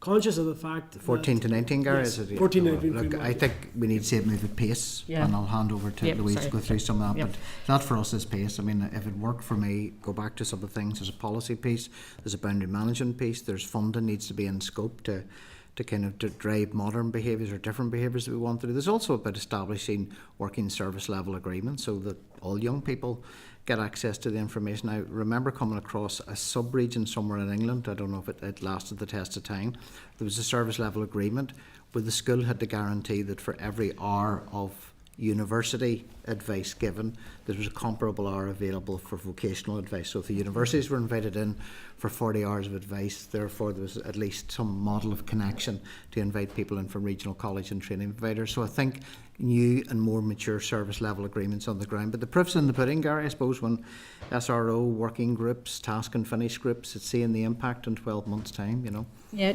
I've been from the principals group, I've been our nominee on the 14 to 19 working group as was. Now that, regrettably, that hasn't met, and it really was, it was June, I think, June 22, when jointly Michelle McElveen and Gordon Lyons launched the report that was down, we were delighted to see it was down in our colleague Ken Webb's college campus down at CERC when the strategy was launched. I appreciate the bigger picture and why perhaps traction was lost to a certain degree. It is our full aspiration as 6 college leaders, as 6 college principals, to make our best contribution, and whether it is I or someone else from my peers who sits as the FE representative, we would want to ensure that we play our full part. So there is a little bit about we're absolutely committed. But an action plan has to be implemented. So and thank you. And you know, the resourcing is this is a cross-cutting issue, but it's one that concerns us all, whether people have children or not. This concerns us all because the workers of the future are the people who are going to be looking after all of us in our old age at some point. So there's a touch of enlightened self-interest for everybody in Northern Ireland to believe that the best education and skill system we can possibly muster in this wonderful place is the very least our young people deserve. Thank you very much. Thank you very much for that. Can I just get point of clarity in 1 second? Is that okay? So just to go back a wee bit about whenever you'd said there about Leo funding and scope, Lou, you'd said about need to establish the floor in terms of the funding piece. Yeah. And then obviously I'd asked about the scratchiness or the boundary management, and the reason I was asking was Sinead picked up on it. It's because there is that funding, and you had then come back to me and said about looking at the potential of how that's done. Did I pick that up right in terms of, you know, looking at how that funding is attached to the various routes? Well, my point, I think I was trying to make a point around DE and DFE who fund their respective schools and colleges on different mechanisms, and whether or not that can ever be overcome, who knows, but I suppose the point is what we need to be live to is the issue of the behaviours, and therefore it's our behaviours that must, as leaders within the sector, collectively supported by our political leaders, of course, who are setting out the stall for us on this, who need to drive that change. So mechanisms are one thing, and I wouldn't get hung up about that all the time, but I'm just saying we need to develop our own culture, and it's a culture of collaboration, no matter what the funding mechanisms are. Do you think the funding incentivises unintended consequences? Yeah, because it's per capita funding in one, and it's not in another. We moved away from what was then called FLU, a funded learner unit. That was before my time, I have to say. I suspect my colleague here to my left would remember it, but FLU was a mechanism which would have been rather similar, I think, to the per capita funding that we are familiar with within schools. There are bits, I suppose, driving and changing behaviours, you know, revenue being put into a kind of common collaborative piece to allow more shared curriculum.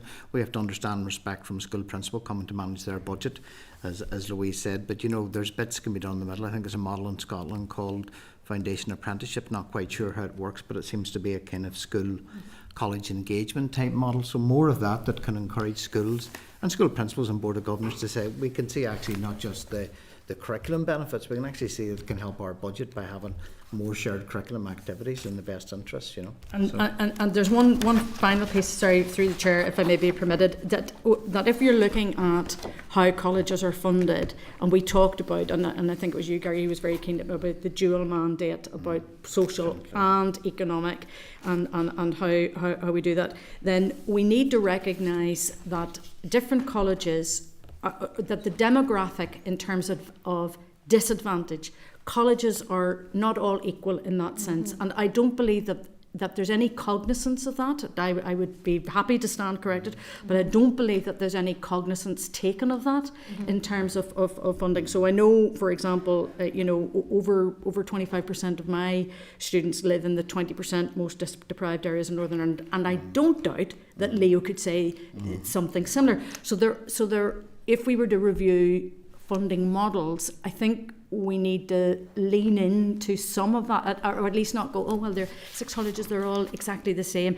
Actually, and it's going back to some of the conversation about, whether one college, 2 college, whatever model is going to be used. Actually, there's some of this is about who are we serving locally, and how do we meet the need? And I know, and just passing back to Chair on this point, when you asked Chair the officials earlier on around Belfast Met's approach around Castlereagh, and you come on to that, but some of that was funding driven, and in fact it is funding driven. So there's a real issue in there for us. Yeah.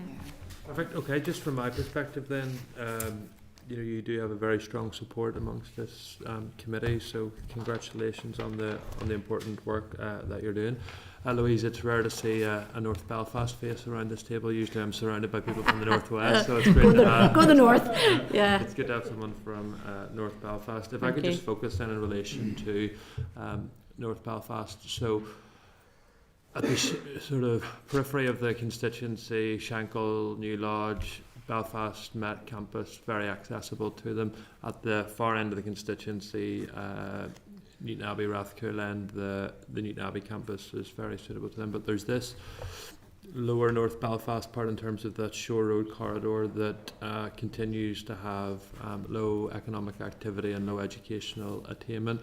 And I'm very keen that, yes, we have buildings for Belfast Met in the city centre and they're state-of-the-art at Titanic and at other places, but how do we ensure that Belfast Met gets out into the community and is delivering those courses in the heart of those communities that sometimes won't leave their communities, won't go into the city centre, won't go beyond, and doing that in partnership with those organisations that those young people are involved in, so sporting clubs, Crusaders Football Club, we've just helped them get £2.2 million from levelling up to try and develop that classroom at Seaview, so we can get people to go into that. I assume you're going to be heavily involved with that. Yeah, and wrote to support Mark Langhammer. Yeah. I wrote a letter of support for it, as you may be aware.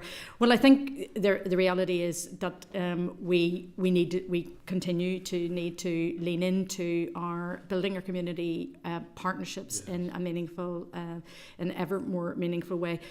Undoubtedly, and again, sorry that I'm saying before my time, but undoubtedly at a time when colleges, and I don't think Belfast Met was alone in that, but when funding was becoming an issue, there was a retrenchment from the even wider provision of a state, but that we're in a wider footprint across the Greater Belfast area, and we've stepped out of that. So yes, we have our partnership working over at Girdwood, for example, but that does not specifically speak to what you're speaking about there, Philip. So my take is, yes, it's about building those relationships. It's about making, as I say, making the walls of our own institution more porous.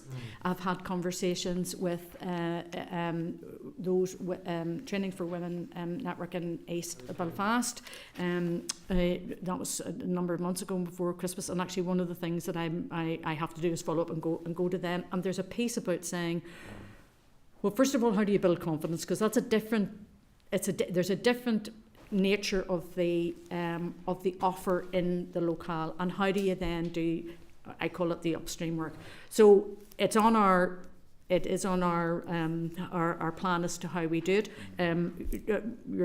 party colleague and former minister was always very clear, Diane was always very clear about how do you keep on deepening your relationships with community, and that I think did reflect very strongly. It is pertinent to all colleges, but very strongly Belfast as well.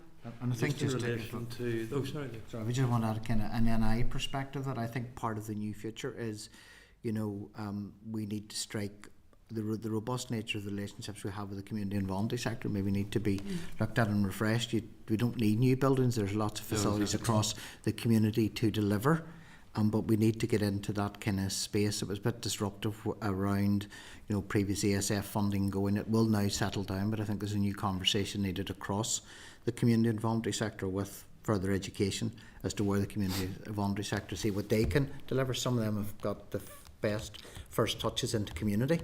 What we need to see is progression, people moving upwards, and then you're into things like barriers like childcare and other issues so that cut across outside the economy department. And obviously the Castlereagh campus, so I know you're going through a process, but I know it's something in our colleagues in East Belfast feel particularly strongly about. Yes. That the mission of us all should be to try and raise educational attainment amongst the lowest achievers, and there's no doubt that working class Protestant communities in East Belfast don't achieve what they should, and Castlereagh campus plays a vital role in that. Yep. So any proposal to close that seems to fly in the face of what the overall aim of the process should be. Yeah, and I think maybe just, and if I may be permitted, just 2 minutes to talk about that. Just to update members. So the history of this was, and for those of you who are not familiar with it, Castlereagh has some of our oldest buildings. 4 of our buildings over there are about 70 years old. 2 are a little bit younger, about 30 to 40 years old. So the very quick narrative is that back in December 22, our governing body at that time approved a draft strategic outline case that addressed the long-term sustainability. So this goes back quite a while now. And at that time, a range of options were identified, which would have been looking at the refurbishment of the existing campus, or whether it was redevelopment of it, or whether it was consolidation on the 3 other campuses that we have, or part consolidation, part new build. And there was various issues about timescales of works that would be involved, and they spread over 5 years to be anywhere between 10 million to just effectively keep it refurb and keep the lights on, right the way through to upwards of 50 million in order to do a brand new build.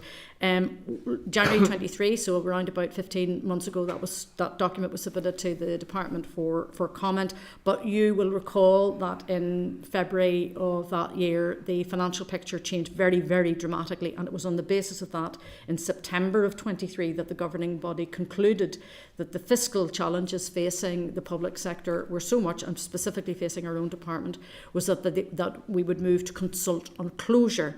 Now, I think this is one thing, and I'm just glad to be able to say it in committee, that when I did the public consultation, open meetings, individual meetings with party colleagues and so individual parties and so on, and meetings with colleagues in my college and with students, many people feared that this was a foregone conclusion, and that if we were consulting on this, a closure, it meant something very specific, and why weren't we looking at the wider range? And I was at pains to reinforce the fact that this was a reflection of the fiscal environment that we were now in.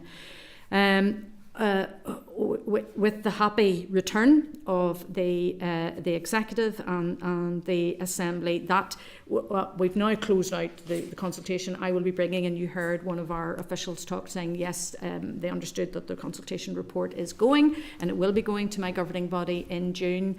I think even the official may have spoken a little too soon to say it was coming straight to the department in July. I would stay.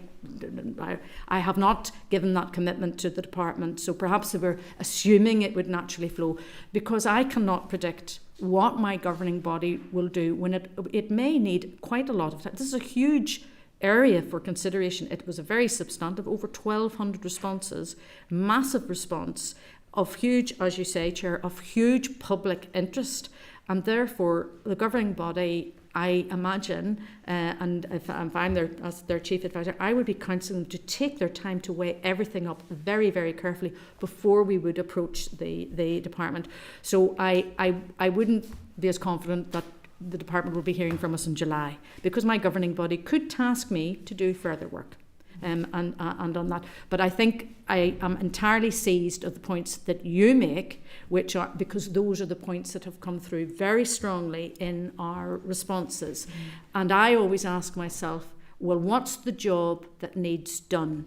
And the job that needs done is around an inclusive college able to serve the entire community across the Greater Belfast area to the best of its ability in a way that meets the needs of all communities wherever they are residing. So that's the job that needs done, and that maybe is an appropriate bit for me to stop, because I need to bring my report to my governing body before I would come back to talk to you. But if you want to invite me back to talk about it, I'd be very happy to. That would be very useful before any decision is made. And I know obviously time will need to be taken, but sometimes with the threat of closure or the proposed threat of closure hanging over and a long drawn out process, you may well inadvertently or advertently run down the college by natural, because people aren't going to apply to a campus that they may or may not think is going to close. And I understand that point. A point well made. And one of the things that I reassured when I was standing talking to first year vehicle apprentices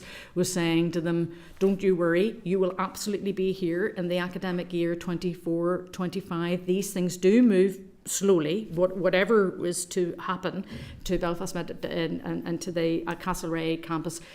The processes are slow, but I take your point, Chair, that there is a bit, I mean, Castlereagh is all over our prospectus for the next academic year. There are no changes there, and there's no change until those negotiations, engagements take place. But I take your point, and we will be vigilant on that. Perfect. Thank you all very much for your representations here, and we look forward to working with you all in the weeks and months ahead. Thank you very much No problem. indeed. Thank you. Chair, thank you, committee.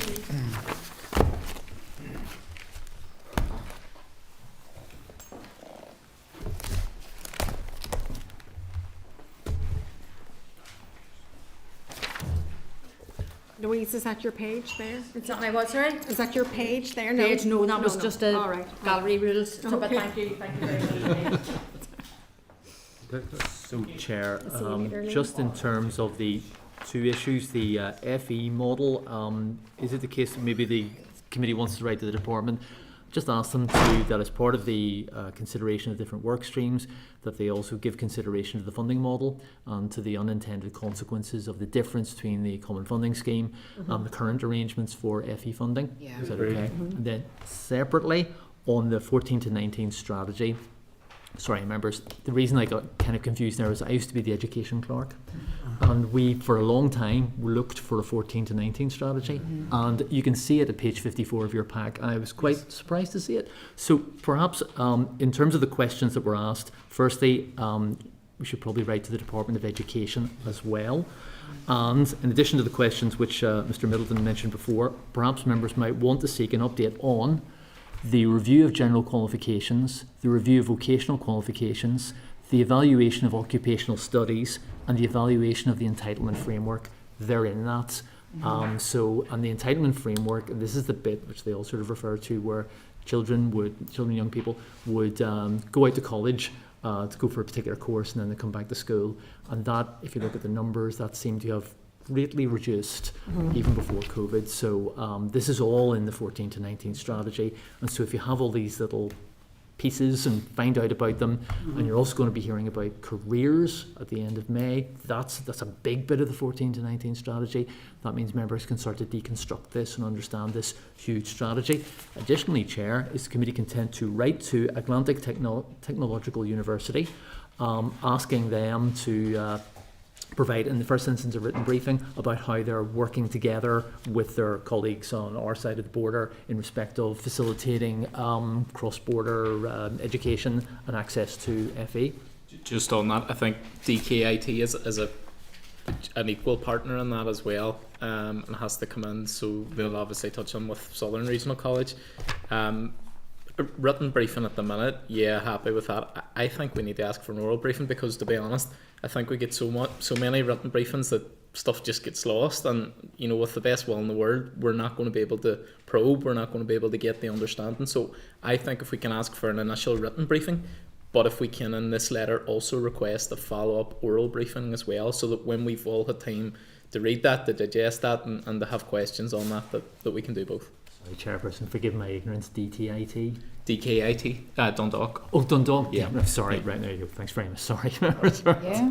Thanks. Okay, dead on. Yeah. Happy? Cool. Yes. Okay, item 8 then is raised written briefings. Members are asked to note the following written briefings: performance of the Northern Ireland economy in comparison with other jurisdictions, Northern Ireland external trade in goods and services, and support for unpaid carers. Members content? Okay, thank you. Moving to item 9 then, members, correspondence. Refer members to page 279 where a summary index is provided. At page 282, members are asked to note a copy of the partnership agreement between the Department and Invest NI. Is that agreed? Thank you. Item 3 at page 414, members are asked to note a response to committee queries regarding the Renewable Energy Incentive Scheme. The scheme will likely support 5 megawatt and above, but further consideration is being given to 0.5 megawatt to 5 megawatt and smaller micro generation schemes. David, you had raised this, sir? Yeah, that's a disappointing response, but whenever you read the bit that Peter's just emailed us through, it does. So the industry, everybody's asking. It sounds like they've already agreed what it is before they actually went out to consultation. Yeah. And you know, everybody's saying that we need to be the same as the South and England and GB and Scotland. So it's that 0.5, but it you know, if you read the bit that was published the other day, it's slightly different than what the response we've got. So the Department probably haven't realised it published. Yeah. Okay, so we'll note that for now, members. Thank you. At item 4 then is page 416. Members are asked to note correspondence from the Minister indicating that the debt relief criteria will likely be altered and the £90 fee abolished. The Department was to brief on the 1st of May 24. Do members feel that the Department briefing could be postponed until the legislation is ready? Makes sense that we see the proposals and then we can get a better understanding. Okay, that's agreed. Item 5 then is page 426. Members are asked to consider correspondence on the LCM in respect of the economic activity of public bodies overseas matters bill. The Scottish Parliament has declined legislative consent. The committee had previously noted similar correspondence from the Welsh Seanad. The bill covers public procurement by district councils. This is under the remit of the Department of Finance. However, in AQs, it is indicated that the Department for the Economy is considering this LCM. Is the committee content to write the Department seeking an update on its consideration of this legislative consent motion? Agreed? Thank you. Item 6 then at page 428, members are asked to note correspondence from the legislative consent motion in respect of the Trade Comprehensive and Progressive Agreement for Trans-Pacific Partnership Bill. The Seanad had declined legislative consent in AQWs. It is indicated that the Department for the Economy is also considering this. Are we happy to seek an update from the Department on this one also, members? Thank you. At item 7 at page 431, members are asked to note a copy of correspondence from Treasury to House of Lords Committee on the Carbon Border Adjustment Mechanism. Treasury advised that this is not currently part of the Windsor Framework. The committee has previously written to the Department on this subject. Is the committee content to note? Agreed, thank you. At item 8 then, members, page 433, members are asked to note the 7th and 8th report of the Examiner of Statutory Rules. The report does not refer to any rules considered by the committee. Are we content to note? Members, is that agreed? Agreed. Yeah. Thank you. Item 9 at page 449, members are asked to note a British Heart Foundation report on the contribution of medical research funding by charities to the Northern Ireland economy. Members content to note that report? Thank you. Item 10 then, members of page 478, members are asked to consider a letter from Renewable Energy Systems Limited requesting a meeting with the chairperson to discuss how to unlock economic and renewable energy opportunities for consumers in Northern Ireland. Is the committee content to decline at this stage? Is that agreed, members? Yep, agreed. Thank you. At item 479, members are asked to note a copy of a manifesto document from the National Union of Students in Ireland. Are members content to note the manifesto? Yep. Thank you. Forward work plan members wish to refer to page 493, and on that we'll ask the clerk to cover this. So members, if page 493 we're forward work programme, so 1st of May, we're probably going to defer that briefing. I'll have a chat with the Department on the debt relief order as we're waiting for the legislation. That being the case, we'll try and slot in, if members are agreeable, Retail NI to talk about their business crime report. That's agreed. Then additionally, the department has just contacted me and they want a brief around the 22nd of May on the consultation on the postgraduate award scheme. So I presume members will want to take that briefing. Members, we're endeavouring to move our trip to the Foyle constituency to the 19th of June, and we're just trying to track down the various players on that one. And it has to start at 9:30. Just to give us the experience. Just so that you can join in the beautiful experience. If we end up deferring that to September, which might happen, would members be content to take effective questioning that day if it works out that way? I'm going to try and make it 19th of June, but if I can't, we move to September, would that be okay to do effective questioning that day, the training? Yeah. Thanks, members. Also, additionally, members, I've just been informally advised that we expect the budget bill might come to the Assembly at the end of June, maybe with a second stage on the 1st of July, so that might sit very well. We're hearing from the Minister on the 26th of June, so if we're lucky, we'll just hear from him just immediately before the bill comes through, so that could be handy. And yep, that's all I've got, Chairperson. So if members are content with Clerk and Chair, can I come back to you about the effective questioning? I suppose when we all make our way to Derry that day, there probably will be other things that we would want to see. Things will probably go beyond maybe what is timetabled. Maybe it mightn't be the best day to actually do kind of... We would only do the effective questioning if we weren't going to the northwest. So if I have only to... if you were. Okay, that's okay. Just so that... no, you're right. I just think it would be a waste of everybody's time. That'll be a very full day. Okay, and then move to item 11. Any other business, David? I have one just I raised the other day, just the hospitality sector, and the response I got back was I was speaking specifically about a couple of places in my area that are closed. It's such a hugely important sector to the economy, and I think we need to, as a committee, look at what's happening in the hospitality sector. So I propose we bring in somebody from the sector, hospitality Ulster, or invite them to brief, and briefing on what happened and how we can help that sector of our economy.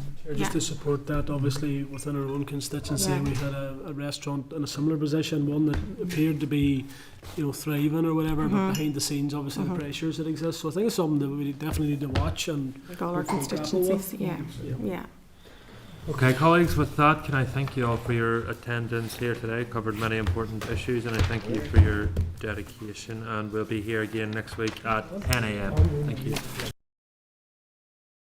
Committee Room 30. Sound.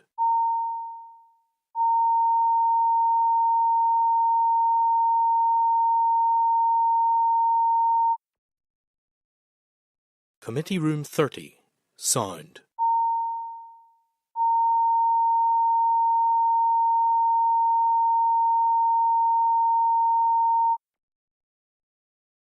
Committee Room 30.